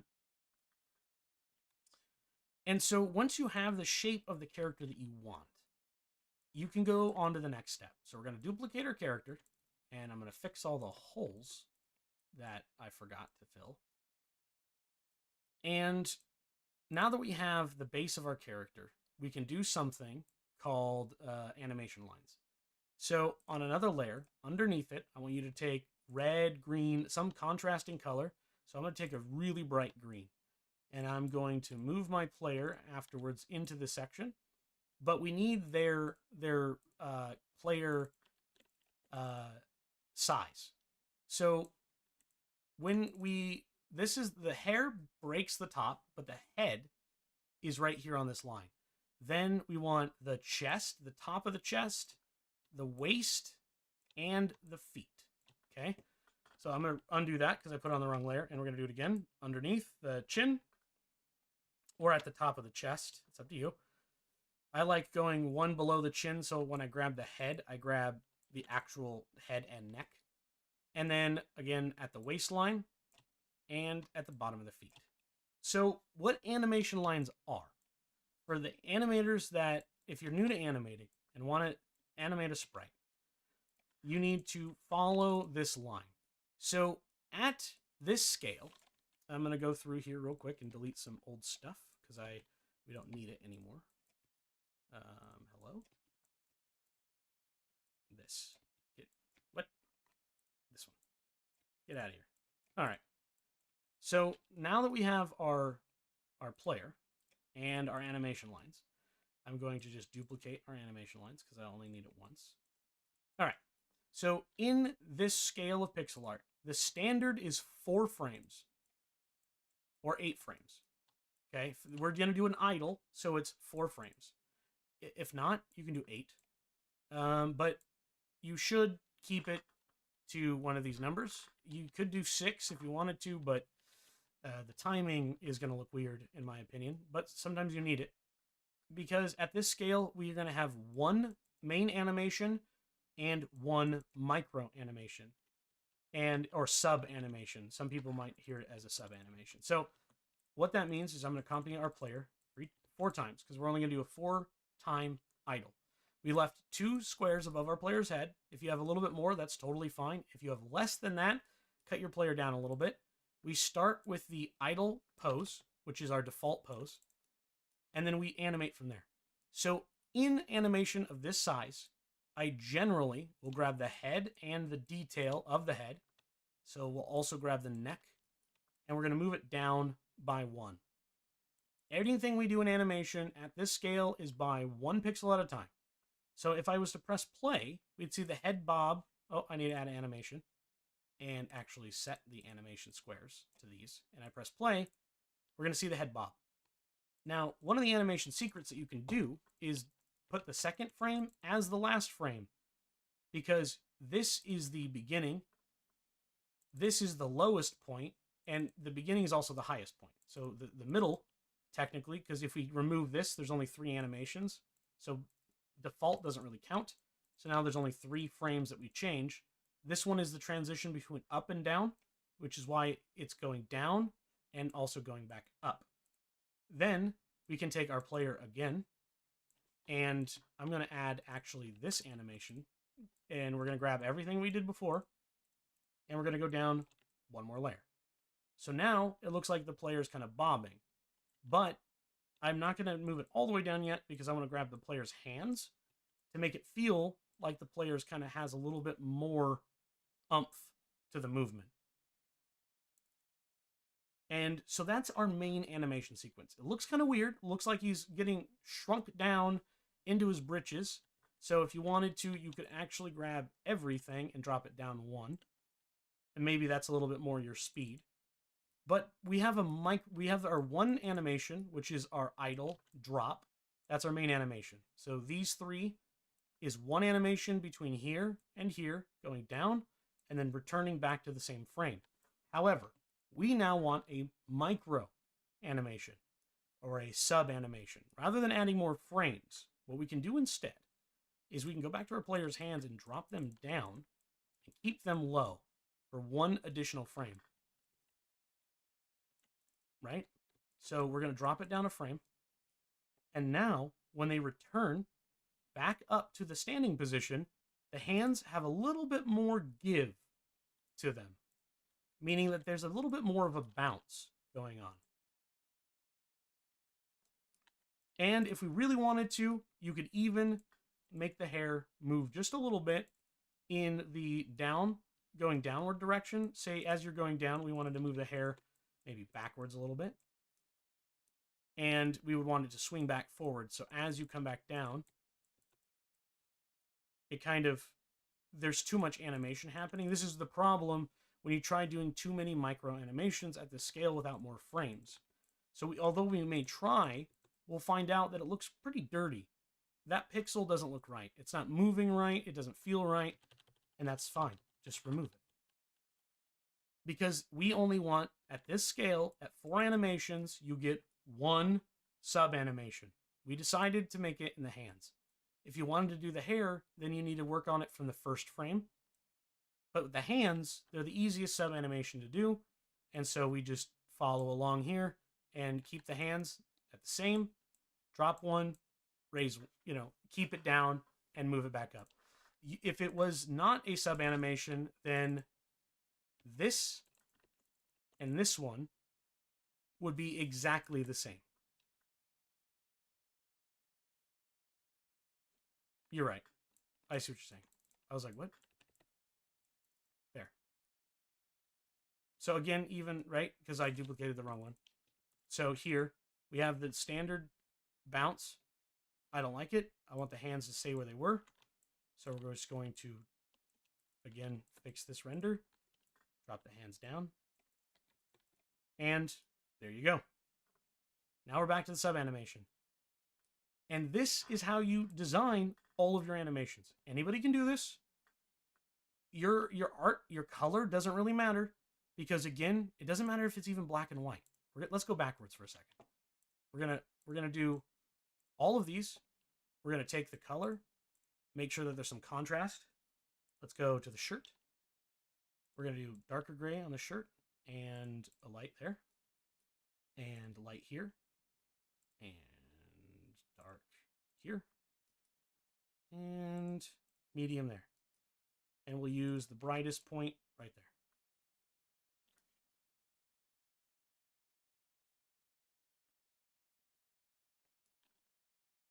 So whatever the format that you have kind of going on for yourself, you can do it in black and white and then color in later. You can use a game engine to replace the color if you want to and remove all color and find the right tones to map your characters. So that way you can say this particular color is always going to be skin color or whatever you want.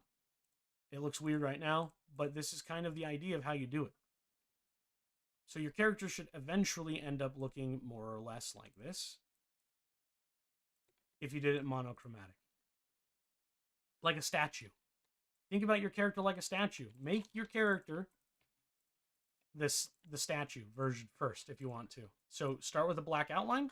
So we're going to do I'm going to copy this and fill it in.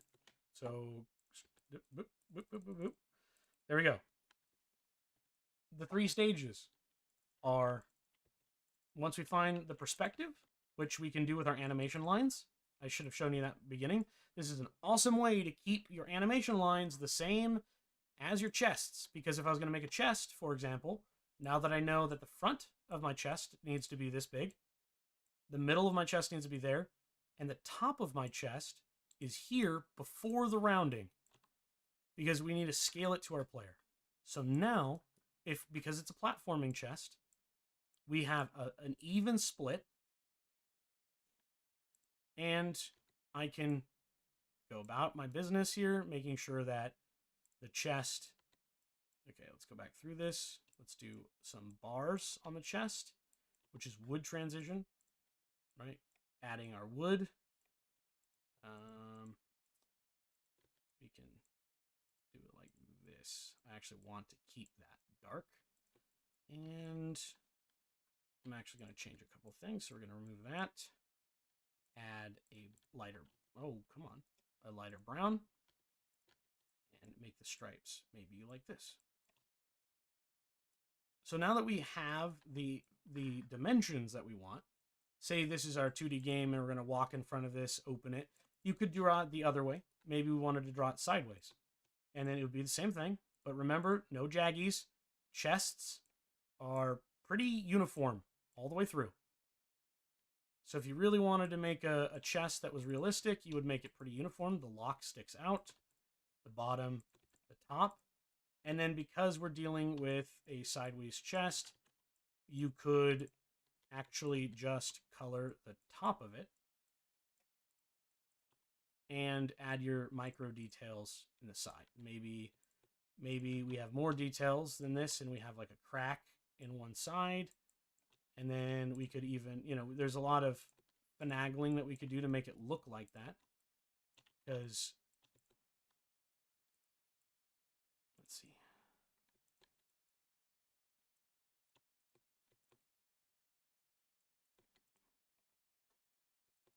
I'd have to use some dithering effects, I think, to make this look right.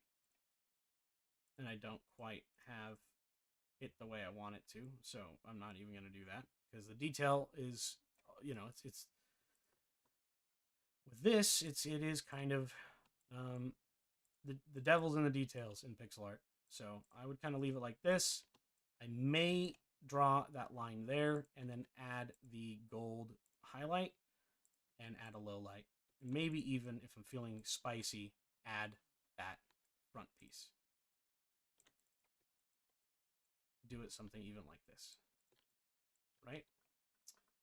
Lots of options, but because then we can't see the front of the chest, so we have a silhouette that hides it, and then we have this back piece, which actually I want to do this. There we go. Now, whatever way our player comes into the scene, whether it's this way or this way, the chest belongs because it's in the right scale. I could even, to guarantee I could drop that down. Now they're the same size, they're still the same size, but I would make that a little bit bigger probably. Now I'm just picky, just being picky. Okay, so we have our basic shapes, whatever you want to do, it's up to you. I'm going to stop that transition. And then if you wanted to pop open the chest in an animation, you would just work on what we call keyframes. So I would take this, I would open it like that, and now I know that my end frame needs to be this. So the chest needs to be stationed in the corner, and the last frame is this. So you can do this in any other software, and with Sprite it's even easier because it's all under one thing, but I like seeing each one of my new animations in real time. So what I do is I put on an onion layer, I copy my document, and the onion layer lets me see the animation that's behind it and the animation that's coming next. And the animation that's coming next is red, and the animation that was the last animation is blue. And this is pretty much universally true.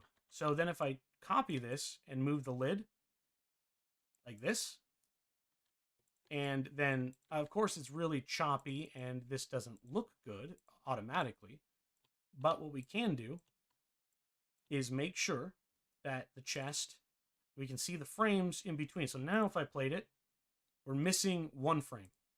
And the one frame we're missing, this needs to go in to here. And then we're missing an in-between frame. So I'm going to move forward in my frame tree. I can see now the first frame. The second frame is the exact same, so it looks red. And now to fix that, I'm going to just tilt this a little bit more before it's all the way open. So now if I played it, you guys can see it. And we are going to fix the chest lid to be completely... I need to fix where it's located, but you get the idea. And so that quickly is how we generate our first rough animation. So we have a side-scrolling chest that opens, and if we wanted to make it sci-fi themed, we just follow let's change our lock colors to like blue. Some crazy blue thing. I don't know. And then what we're going to do, this can actually get moved up, and we're going to fix this. All right, and then, because it's just moving, and it's okay if the pixels don't line up, because when things are animating, they kind of have a blur to them. And that's why you can get away with a lot in this way. But let's see. Okay. And we're going to actually move this in a little bit and offset it. There we go. So now we should have a cleaner animation. Looks good. We're moving our block. This is not good. Let's try this again. All of you got moved backwards. Let's fix that. Play it. So as soon as we hit...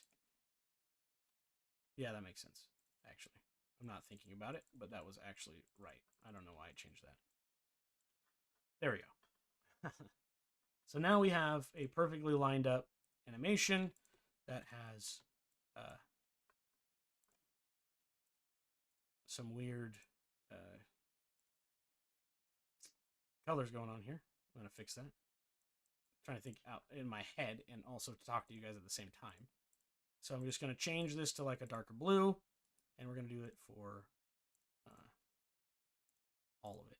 So that, and then we're going to get an even lighter color, add it to this, and a very dark color for that. Okay. Okay, now we have a sci-fi box. Sci-fi chest. Huzzah! Okay. So now, again, we use perspective, the same perspective that we drew for our player. Then we drew our player in alpha or in monochromatic, and then we drew them with final color. And now we have a matching sprite that can idle and works inside of our game world. Now, I personally think that player is too small for how detailed everything else is. That's my own personal opinion. You may like it. That's totally fine. Totally fine. So what I want to do now is show you my to dust. I'm going to take my player from my to dust template that's coming and move them into this world. So here's some of my monsters from this game and my player. So I'm going to bring them back into the sci-fi element, and I'm going to paste them up top and hide this. So now this is where we look at the difference in size. So remember how I said that this player is a 32 or a 16 by 32 player, which is true, but we animate on a 32 by 32 grid, which allows us to have this much more room to add not only extra details, but then to animate the player on a bigger scale. So when we were animating our little guy, he was already so little that we didn't need to upscale our grid. But for this game, I feel like we would not be doing it justice if we didn't have the character as this. Now, I have one more thing in that I want to show you. So let's see if I can find him. Gotta find the old... I don't label my layers very well, which is my own fault. That's pain on me. Shame on me. Let's see here. Not this one either. Where did I put it? Where did I put that art piece? Maybe it's in my... I think I know. Right. We're going to move this over real fast, and I'm going to open up Terraformers and see if he's tucked away in Terraformers. Someone is knocking at my door. I will be right back.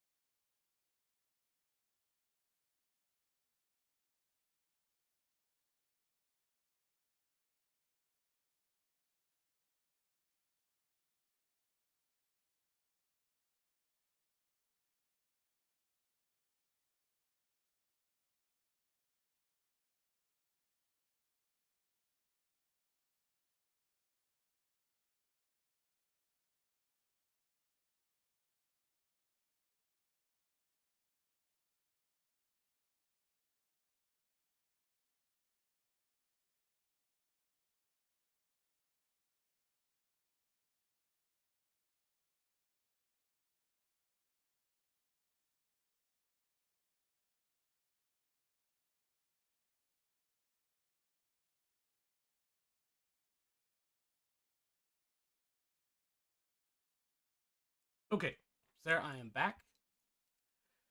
Oh, all right.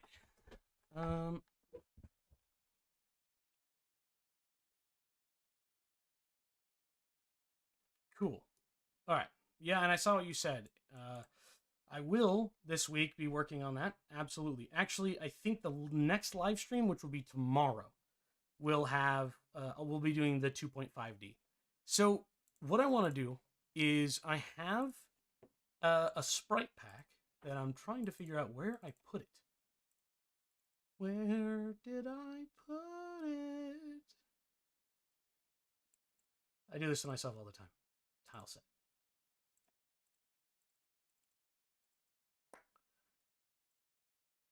I have scatterbrain, and it makes it impossible to find all the stuff I'm looking for. Where did I put it? Alex, where did you put it? You call myself a donkey. Yell at myself like I'm let's see. Oh, Space Farmers. I think this is it. Let's see if I can find it. Like Gordon Ramsay's yelling at me, you know what I'm saying? You're a donkey! Yeah, I am, a little bit. It's alright. Okay, let me hide the backgrounds that you don't need to see. There it is. So this player character is another player character that I'm working on for my game Terrafarmers. This is the animation sprite for that game. And that size is actually the same size as that first model. Okay, can we select the right one? There we go. So going back into our sci-fi, that player would fit better on this format. Something between, as you can see, he is the same size as the sprite previously with no headroom. So you could, because I know I'm going to animate him on this scale, you can apply the same logic as before. So this slightly bigger sprite would look significantly better on this darker format. So if I let's remove that, close this, and let's see if I have even the, what did I do with them? That's the user interface. That's the tile set.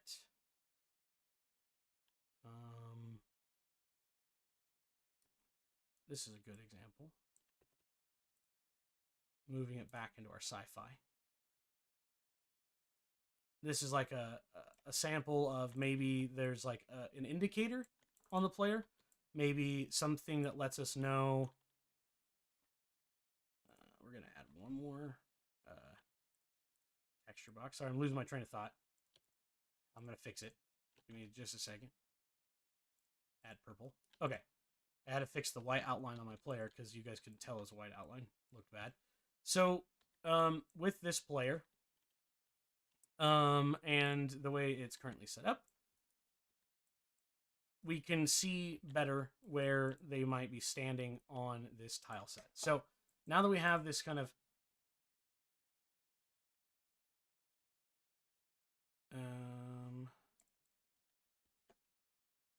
let's see here.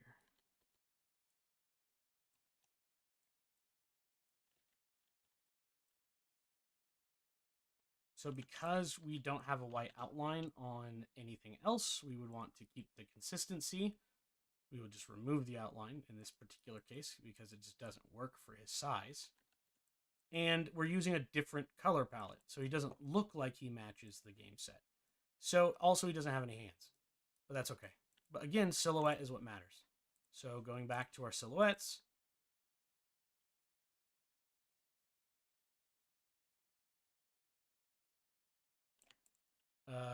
right here. Once we have the silhouette and we have the general shape of what we're looking for, that is the fundamental of everything you guys wanted to do. Today we made a tile set. We did make a player image and design it. And we can see the difference between the one I imported and the one, let's see here. We're going to add this guy, move him up one. Yeah, you can send me your UFO and I'll take a look at it. And then here we can see it as well. So we got two different types of characters. they're very much in the same style, as in they're the same size and everything like that. But I wanted to show you guys the difference between and how to use your silhouettes to define the tile sprites that you're working with. Anybody can do this. There's nothing special. There's no skill that's needed or is mandatory to any degree.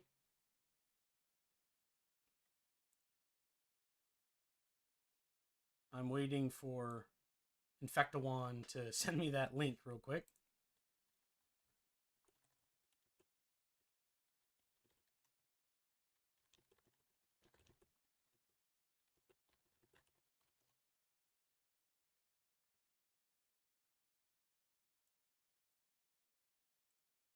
Infectawan, I'm waiting for that link, bro. Also, each one of the games that you sent me, I have played. Every single one of them. Ancient Dungeon is the only one that I haven't played too much of. But I may have it in. I have it. I just haven't played much of it. It's the VR one, and that one, my 2.5D game. I've been working on it on and off in Lua and Python. I've moved it around into the deep, but I'm rebuilding it in GDevelop and retexturing it. So looking forward to doing all of that. I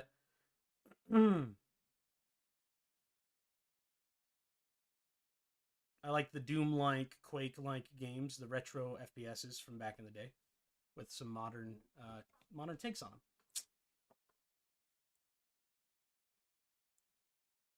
Let's see here. But Ancient Dungeon, way before that came out, I was still working on my own, my Into the Deep, and the format of that game, in a lot of ways, is exactly the direction I am heading in terms of like programming and art. And for those that don't know what that game looks like, I will pull it up right here. So this is effectively what we'll be making. It's Minecraft with extra. I mean, this is like a voxel-based engine, or a voxel-based, 3D models using voxels with. But nothing I'm seeing here technically wouldn't be. All of this is possible to do in GDevelop. Technically speaking, all of this would be possible to do in GDevelop. Would it be a nightmare? Yeah, probably. But all of these textures, like this ground texture, are you kidding me? It's easy, very straightforward. As long as you know what you're doing. I don't mean to like discredit anyone, but or make it sound more difficult than it is. But if you look at like this tile, for example, right? All I need to do is add brown to it, like this, and then take a deeper brown and draw a shadow in it, and then draw a highlight. And now I have a root. And if I duplicate that, it kind of looks like a turd. Kind of looks like detritus falling out of the ceiling. But even so, right, if we had this scaled up and we wanted it to be replicatable so that way it scales constantly, I just create a new tile, duplicate it, and then connect them. Find a way to branch them off and connect to each other.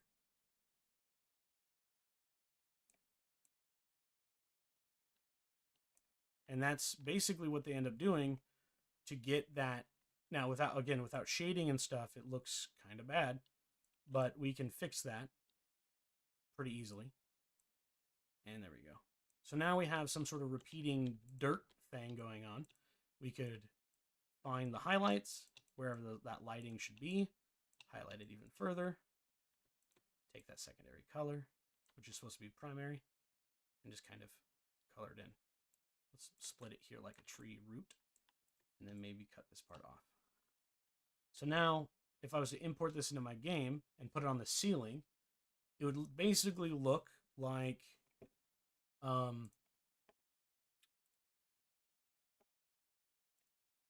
Okay, it would look like this.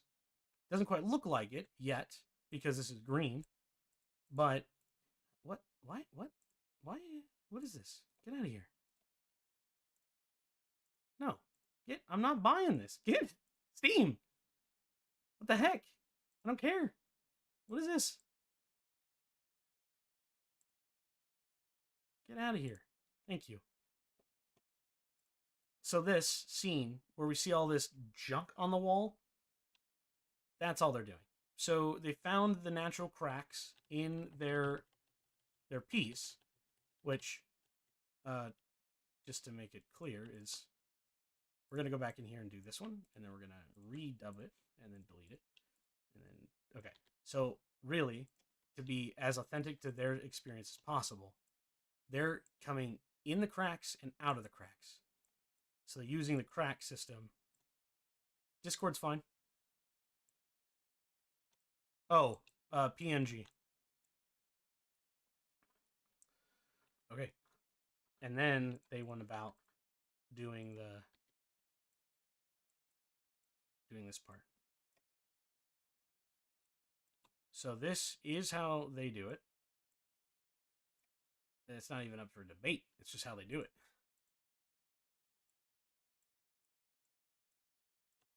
You can trust that, I promise.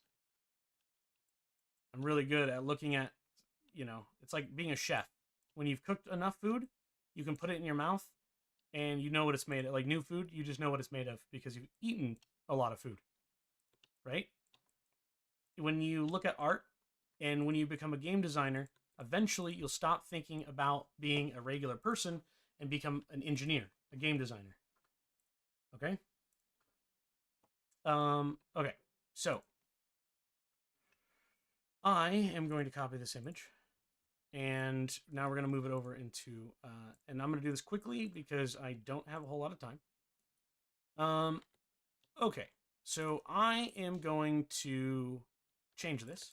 So the first thing we're going to do is start by, no, you're fine. You're fine. You don't suck at anything. Let me close this up. I want to start with redefining all the basics. So these greens, that middle one is way too bright. So what we need to do is in my program, I'm going to add this one and add this one. And I'm going to leave a spacing of 3 spacings. And I want this one. I skip one. Oop. In the color palette. And now condense it. So now it's this, this, and this. Gives us a defined basic thing. So we're actually going to leave, that's perfect. We're going to leave that down there. But that one should actually be, the darkest. And now this one, I wouldn't even use the light. There's no reason to. I mean, you could, but lasers, beams, have something that we call pillow shading, which is where you shade basically all around the edges because that's the darkest point, and that's it. So, or like kind of like this, where we shade every area because it's cast. You see how like the light streams would be kind of coming down, like if it was God rays would be coming down because, so we want to just keep that beam looking as organic as we can by giving it just a very light outside shade. And that just tells us it's a beam, right? So now we have a beam. It's touching the ground effectively. And so now that we have that, we need to go to our ship. Well, light is being cast from this beam. And so although we're going to darken the outside of this, so right now it's a saucer, I know that technically speaking, from the middle point this way, it should have shading because the light says that the shading should be here. But because we're looking at the top of your UFO, we also see part of the bottom. So we kind of want this like shape that says there's light on the top and this is underneath. And if it was truly underneath, I would replace because this is the medium color. We're going to replace the top with the brightest, this with the secondary. And then we're going to go to the darkest, which I actually could have just left. I don't know why I did that. I could do that. Okay, so now we have the lightest point which is the very top. We have detail, that's the second color. And then what we can do is, if we had a third color, like black, for example, or like not a third color, but an outline color, we could then also use black into defining. I'm just using this kind of grayscale like, because if you wanted to, you would need one more color, and we're going to make it even darker, like a really dark gray. And we're going to add it right above. And the advantage of doing this is, let me replace all of the black. And now we're going to take that medium color and do that. And transition like this. Okay, so what's happening is now, the reason why I added another color is because you're in 64 by 64. Your sprite is huge, my guy. And so to do that, we need to change the lighting. It's okay to add another color to the ramp because it's a bigger sprite. But you only need 3 on the laser, 4 for the ship, and 3 for the bubble. This is exactly how I would have done it. You just needed one more to add that depth. No, all good. So then the next thing you do is we're going to fix the top of your UFO. So you have glass, right? The glass works like the orb. There's a refracting effect. Refracting? A fractal effect? How English, Alex? I don't know. Right. So glass, right? Glass works like a bubble. So we can kind of give it that bubbly look, right? The circular glass dome look. So what we're going to do is, now that we have this, I'm actually going to shift everything, because there should be a white or a light piece that looks like this. So the reason why I'm doing it this way is because when the sun hits, like, think of like a water droplet. When the sun hits water, we see it kind of looks like a bubble on the inside. If like we're looking at it too hard, it kind of looks like this. And then when the light hits it, there's like a white that reflects off of water. And if you've ever looked at water when it's like just sitting still, the sun beams off of it and it just makes it so bright. And that's what we're trying to convey. So the message is, you can actually go into white if you wanted to, especially if you had a dark outline covering the entirety of the ship, or something else to give away the fact that it's not white on white, which it wouldn't be if you had a background, right? So one thing I noticed is that this is not symmetrical. It drives me nuts. So I'm going to fix that. So you have a jaggy here. That bothers me. Now we have the staging that we need for your dome to be more dome-like. And then I'm going to copy this, paste it, flip it, and move this back together. And then I'm going to extend the middle. Maybe even add another doming piece on the top. And if you want that more rounded, then down here we can chop a little bit more and do a stepping. But it does need to be... Okay, there's too many... I can see that there's white outline. So whenever I'm drawing a picture and I want it to just... Oh my god. Okay. There's so much white. There we go. Fixed it. So now what we're going to do is, I'm just going to chop the top off. We're going to move that piece. And it's too big, so we're going to pull it down. There we go. And now that we have a roughly centered piece, we're going to extend it by one more. And now we're going to re-add the banding effect to the top. And we're going to do continuous restricted and do another bubble like this. So if I was to draw this in a simple way, keeping the style that you had, and wanted to level it up, that's what I would have done. So now I'll pass it back to you so that you can learn from it and see what I did differently. So I'm going to just chop out all of this because it's going to drive me nuts. There we go. There it is. Move it to the center. And before I give it to you, I gotta add a little touch. Little something. So what I want to do is work on the scene. So the scene would be a dirt. background with a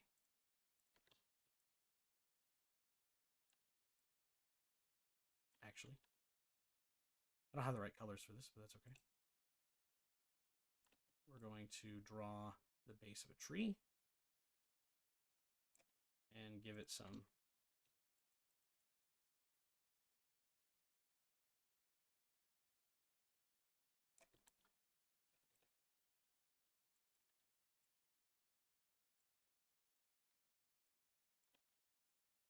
and then then we're going to take the top of the tree. But the tree would be reacting to the light because this laser is super bright. So we want to kind of duplicate the glow and give these trees an idea that there's like, you know, UFO energy or some crap. We can even duplicate the color to make it look like it's glowing off of the laser. You know what I'm saying? Even the browns, we would grab the brown, and then what I would like to do is actually take this color, duplicate it, find the brown, do the same thing I did before, bridge them together, find that dirty color that looks like baby dookie, and and add it to the edge of the tree, just to give it like a little bit of glow off of it. Now, of course, we're working at such a small scale, but you get the idea. And then again, we can add grass, maybe, and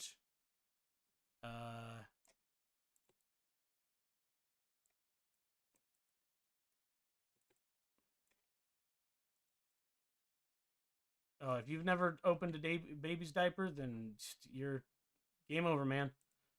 Game over. Whenever that happens, you'll understand.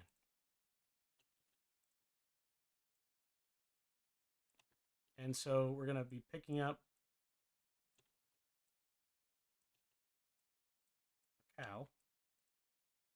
So like his butt is going to be getting pulled up into the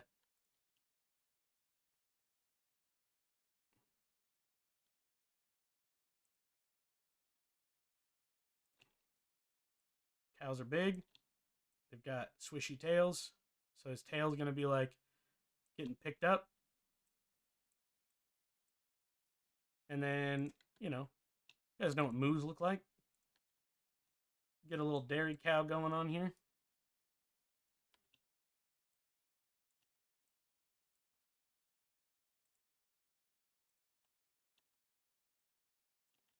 Cow's head, his nose would be kind of over here, maybe.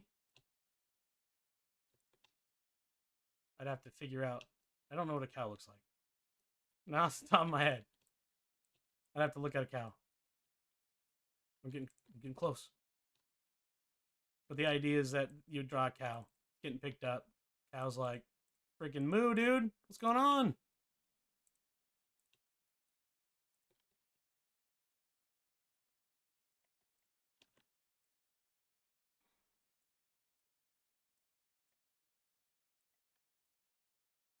Mm-hmm, mm-hmm, mm-hmm. And we're going to make this like a deeper blue. Maybe there's some like cloudage going on back here. And then we'll take a darker color. And should have done that first.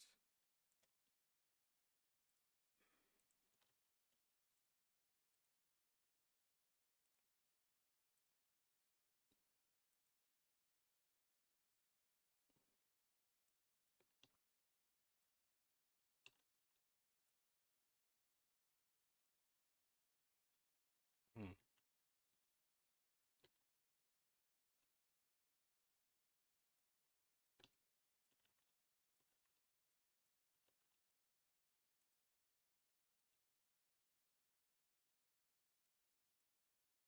Looks kind of like a dog right now.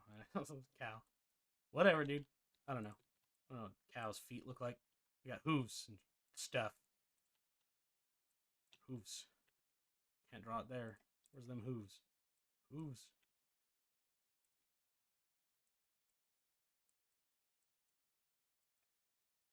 Freaking moo! Alright, you can have it now. No, I'll I'll remove the cow and that, but here you go. File, copy, paste. That is the cow. I didn't want that. File, export selected. Desktop scene. Wait, what? Oh, yeah, that's fine.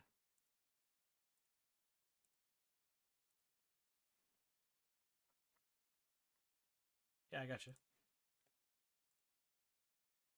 Cool.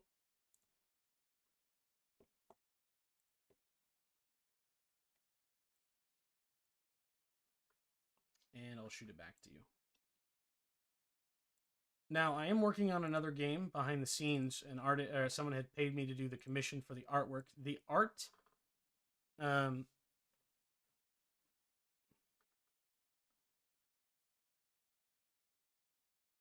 you could, yeah. I definitely wouldn't have the laser being part of the ship. Should be its own thing. And the cool thing about doing spaceships, if you want it to seem like it's circular and rotating in a circle, it's pretty easy. You literally just take this, think about this, and move it like that, and then just copy this again, and then move it over. Now it would look like it's spinning. If you change these frames and make them move the right way, it'll look like it's spinning. You don't even have to change the top. Don't change the top at all because the sun would never move. It might move a little bit like this, but that's it. It's not really going to move. I've been doing pixel art now for as a hobbyist for the better part of 16 years, but I only got serious the last like 6 years. So, there's that. I've worked in the gaming industry most of my adult life, working in production. I'm a voiceover artist, so no, I haven't sent it to you. I'm about to.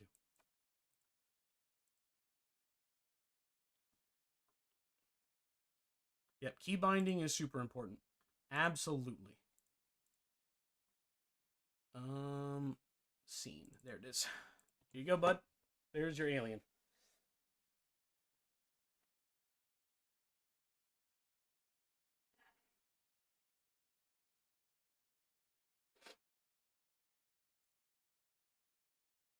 So, um, hopefully that helps you guys.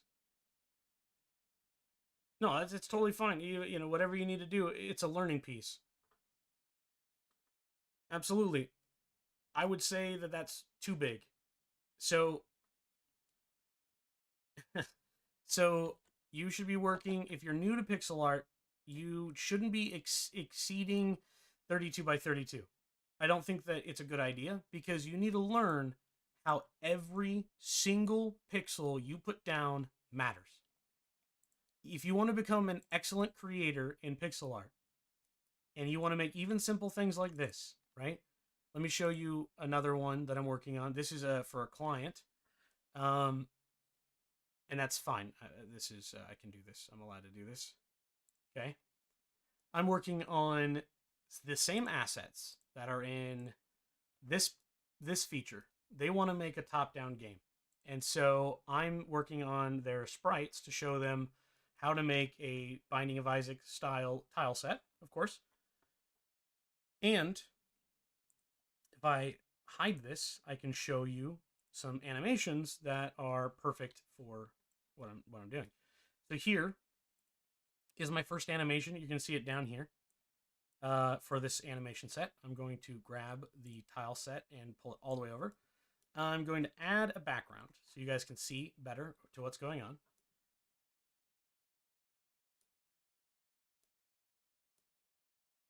And if I press play, you'll see how fluid that animation is. It pops out like water. Bloop, bloop. And then it transforms into this animation, which is a idle animation for this enemy.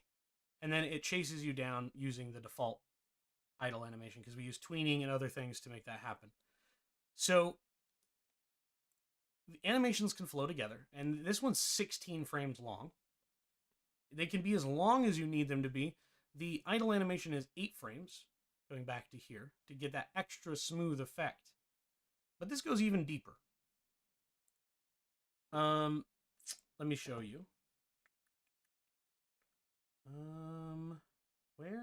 Where is my toast pixel art? Where is it? Where is it?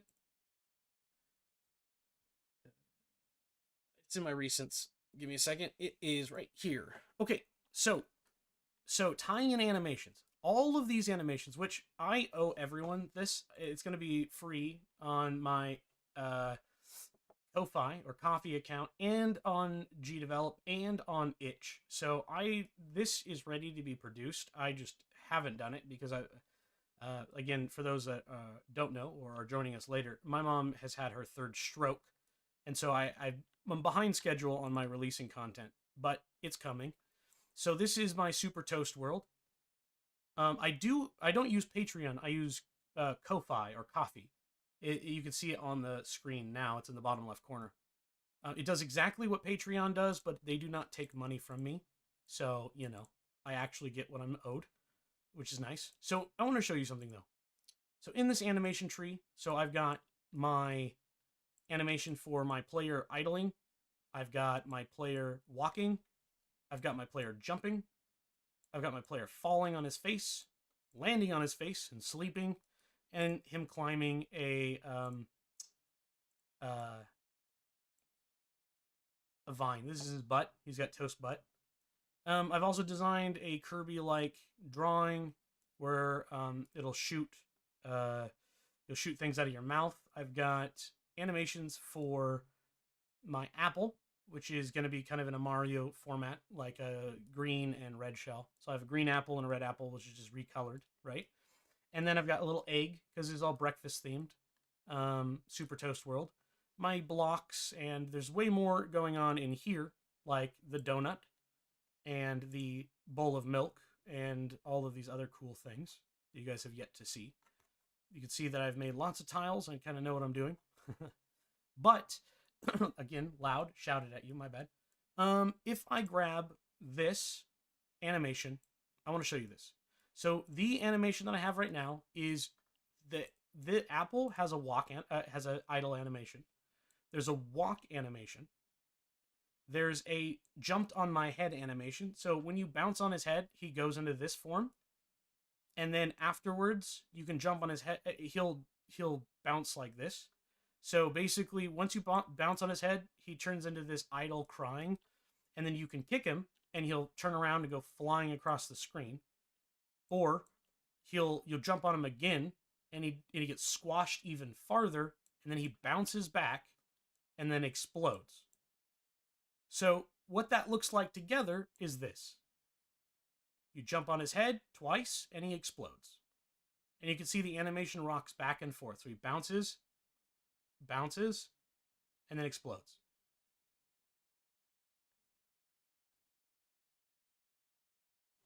And we can make anything explode like this.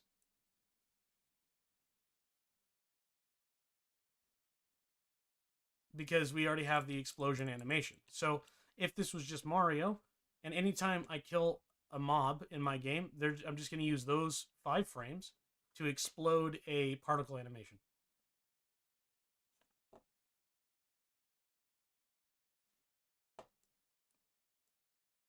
You haven't even seen my high fidelity stuff.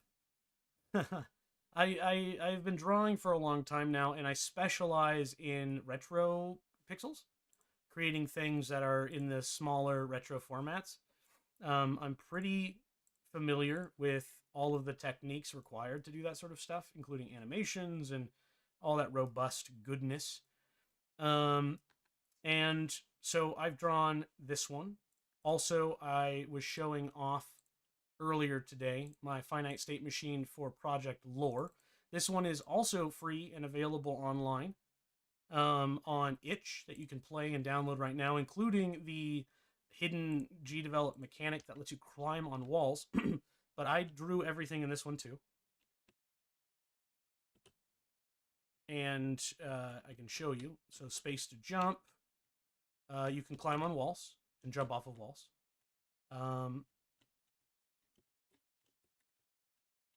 Right. You can get squished by physics, and then now you can dash. Oop, I died. All of this is available for free on itch if you are interested in downloading it and checking out my code to learn how to make a platformer. Oh, bleh, I died. But all of that is covered. Not only have I done it, all of my live streams that I've done where I made all of this is available inside of the live stream area on my YouTube. So if you're interested in diving into all of the deep things and watching me design and develop the character in real time, you can check those out in my other videos. This is called Project Lore. And if you follow over to my itch, so it's just itch.io, level up with Alex, you can see all the other things I've done that are free there. All the sprite sets are coming to both GDevelop and itch. So they're all commercial free. So you don't need to pay me for the sprites. They're all free. The only thing I ask is that there's credit where credit is due. But yeah, so there's all that. I've done monochromatic, and I've made games in that format. Last year, I was working on a project called Project Tifu, which is my Metroidvania. And I paused working on that one because there's a lot more going on in that plan to make that game than pretty much anything else. It's a deep project. Let me see if I can pull up the Temu, or Temu, Tifu, rather, Jesus. T-I-F-U, Tifu. There it is. All right, that is not the one I thought it was. Let's try that again.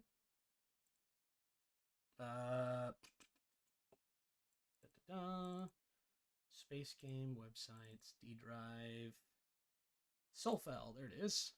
All right, new tile set. So I've also done monochromatic, and you can see all my tile sets for monochromatic, and including, I actually have an example where, yeah, all my animations for the game and everything is I can show you on GDevelop. So let me just open this up. We're going to go to Soulfell. Yep, that's fine. And in this project, everything from music, I'm going to turn that on so you guys can hear it. All of this was created specifically for this game.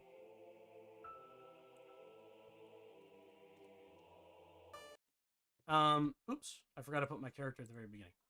So, let me go to my home game scene and move my player, which is the player hitbox. We're going to start it, whoa, oh my goodness, way over here, just so that you can see if I touch this guy in the beginning, he's going to start a whole conversation with me. I don't want to do that. So we're going to start outside of it. But you can see that there's the boatman. You come in on the boat. The game's got swinging. That is really loud, even in my ears. So action, swinging, jumping, falling, all the animations and all the art I've done myself. Except for the ziggurat, which is this thing. Somebody else drew this black tower thing. But I have this. I think this is something that you were interested in Effecto, which is where I have a lantern that's swinging, and I actually have fireflies or bugs that are flying around it with AI, and using micro animations inside of the sub character art in the background to give the game a whole nother feel. So if we continue down here, you can see there's some texture issues with random bits that are broken right now, but yeah, all of this is the black and white. Here I've got rain starting, so as soon as you enter this area, it begins to rain as you fall in. Currently, if you hit the bad guys, oh wait, did I disable it? I might have disabled it in this preview. Yeah, okay, yeah, it is.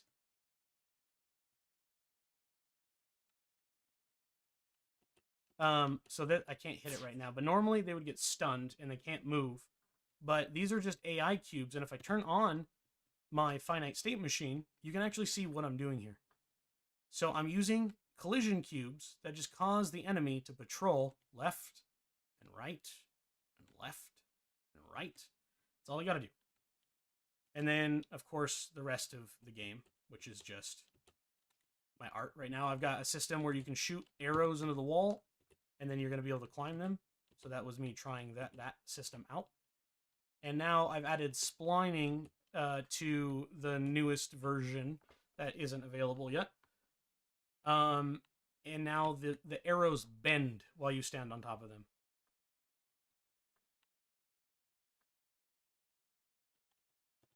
So that collision cues, yeah. Well, I use you use the platform character behavior for the enemy, but you remove their default controls, and then you just say, if they're facing right, move right until they collide with the object, flip them around, and then move in the opposite direction. Flip, walk, flip, walk. That's all it's doing. And then another game that I was doing some tests on is Numero Blade, which is just an automatically generated thing. I'm using 3D and 2D textures to create a 2.5D art style for this game. So I was doing some control changes. So basically right now, if you hold down and walk, you will crouch walk, and this guy won't notice you. But if I stand up and he sees me, he'll run at me and then stay connected with me. Right, see, like that. But if I'm crouched, then he can't see me. And right now it's a little bugged because I was trying to work between 3D and 2D, as you can see with like the cubes. But if I change that and go back to my old system, which, what was I doing here? So this doesn't have a finite state machine because I was prototyping. I don't ever use those when I'm prototyping. And this is basically the same thing. So if I go back into here, it does. It's my favorite freaking thing ever. But see, up here, if I'm on the top, right, he can see me. And if I'm crouched, he can't see me. But if I press the down key, I fall down and join the floor below. I can't jump yet. I disabled it for some reason. But you can see I'm actually using 3D light. And there's actually right here, you can't really see it, but right here, there's actually a 3D light happening. I did a lot of changes to this so I could figure out how lighting works in 3D before I moved over to the first person project, which is what we've been calling Into the Deep. So Into the Deep, that was the that was the demo. Is it this one? Uh-huh. So now, these are that black and white tile set that's colored to, this is where we left off in the tutorial video that I did for 3D. If you come over here, it blocks you, and then when you can jump on top of it. So basically, we have Minecraft. I mean, that's what it is. You can even generate the same way as Minecraft, creating chunks, blocks, the whole thing. We've already done it in 2D.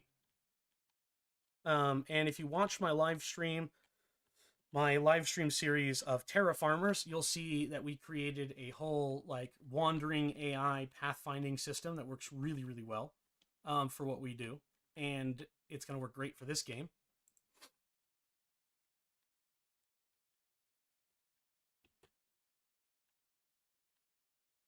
Oh, yeah. Oh, yeah. Yep. Call of Duty would be the closest that you could ever get to. I would think in Call of Duty is like Counter-Strike Source. Maybe. Maybe. Maybe. But definitely 1.6. I could recreate 1.6 in this. You can use 3D models, but you have to use a specific type of model called a GBL, because GBL models have baked-in animations. So when you import a GBL model, you can use a 3D model in this space, but the problem is we don't have a 3D editor yet, so I can't see anything more than this. I can't turn the camera. So imagine developing levels while only looking directly top down. That sucks. I don't care who you are, that sucks. So, the only way around that right now is what I've done in this version of the game, which is the actual demo product of the game I'm working on. So here's a different floor texture, as you can see it kind of in real time. And I'm using a system where I can use Q and E. You can have height maps, but it's not what you would expect. There's current community extensions for it, but it's not baked into gdevelop. So almost everything in gdevelop is designed in a way that, well, yeah, it's difficult to explain. But I'm gonna turn this on, and now everything's gonna be, there's no lighting. So we can see down here the floor is black because there's no lighting, but these objects react, they don't have a light reaction currently, so now all of our textures are black because I turned off, and I'm going to turn back on my lighting system, because now I want you to see what gdevelop can actually do.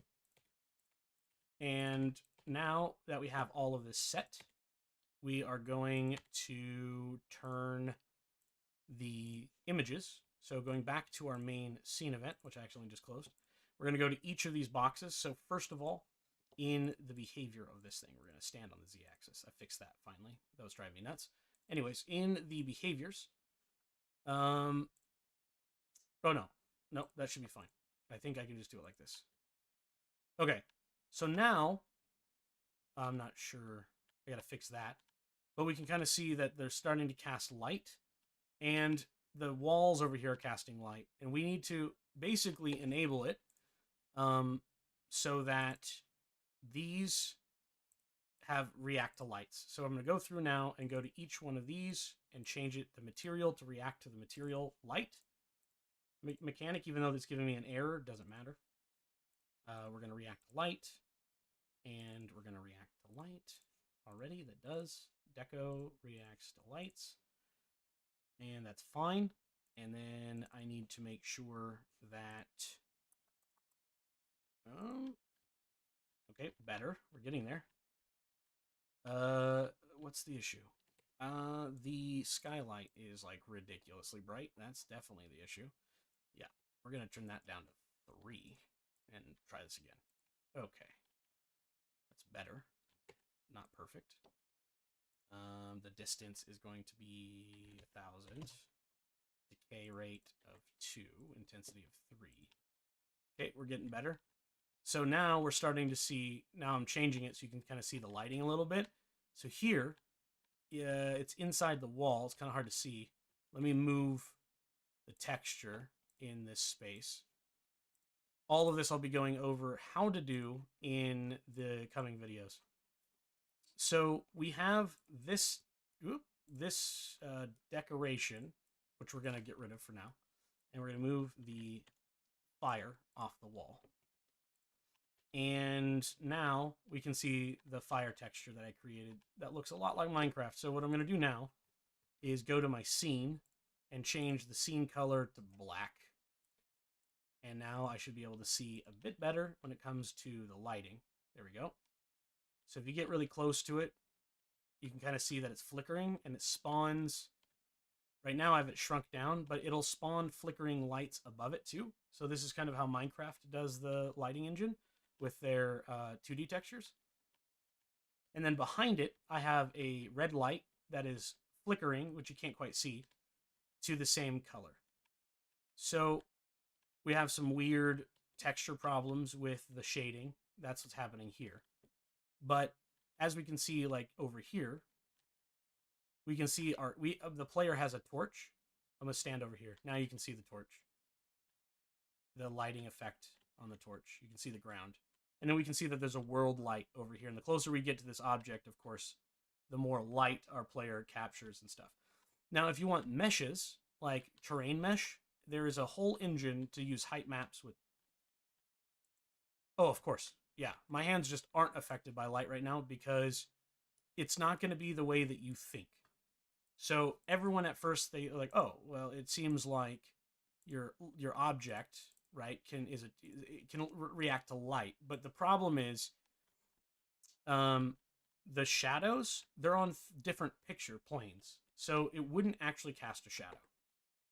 Can I have it react to light? Yes. It would take me a while to figure out the appropriate, because in 3D space, 2D hands don't exist on a 3D plane. I'd have to make my own lighting effects. But if they were 3D hands, then yes, it would be easier. You can make 3D objects respond to lighting like you would expect in Unity and everything else, but mixing 2D with 3D without it being true, like, so Doom, the original Doom, was using us in Castle Wolfenstein was using something called ray casting to to make the game feel 3D. It's not a real 3D engine. But later on, like in Doom 64, it was 3D shapes.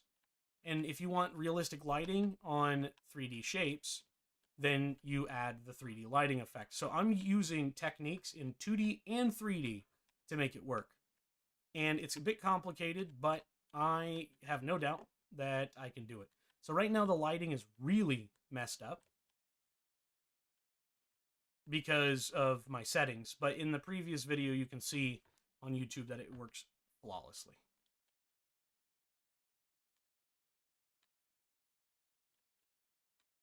So the worms, like the voxel terrain blowing up worms. Worms Battlegrounds, Worms 1, 2, 3, that sort of game, where you shoot at each other and blow up the terrain. No? What worm game? Yeah. So is Worms. Worms is 2D too. At least the first couple Worms.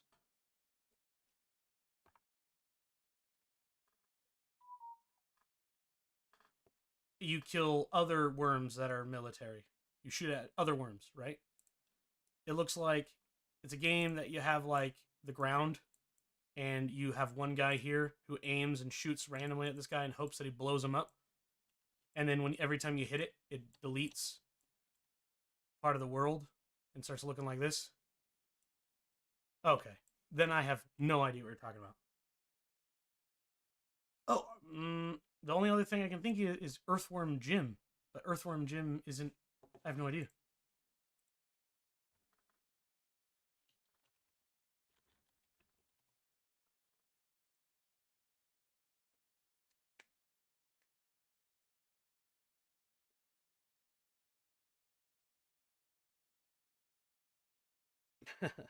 Well, either way, I actually got to get going, guys. I spent too much time here already. So I appreciate all of you guys hanging out and working with me today. If you got any questions, leave it in the comment section box below or message me on Discord. I'll be on tomorrow working on our 3D game. And I definitely look forward to hanging out with you guys and talking more then. Thank you guys so much for stopping in. And until next time, I will see you in the next video.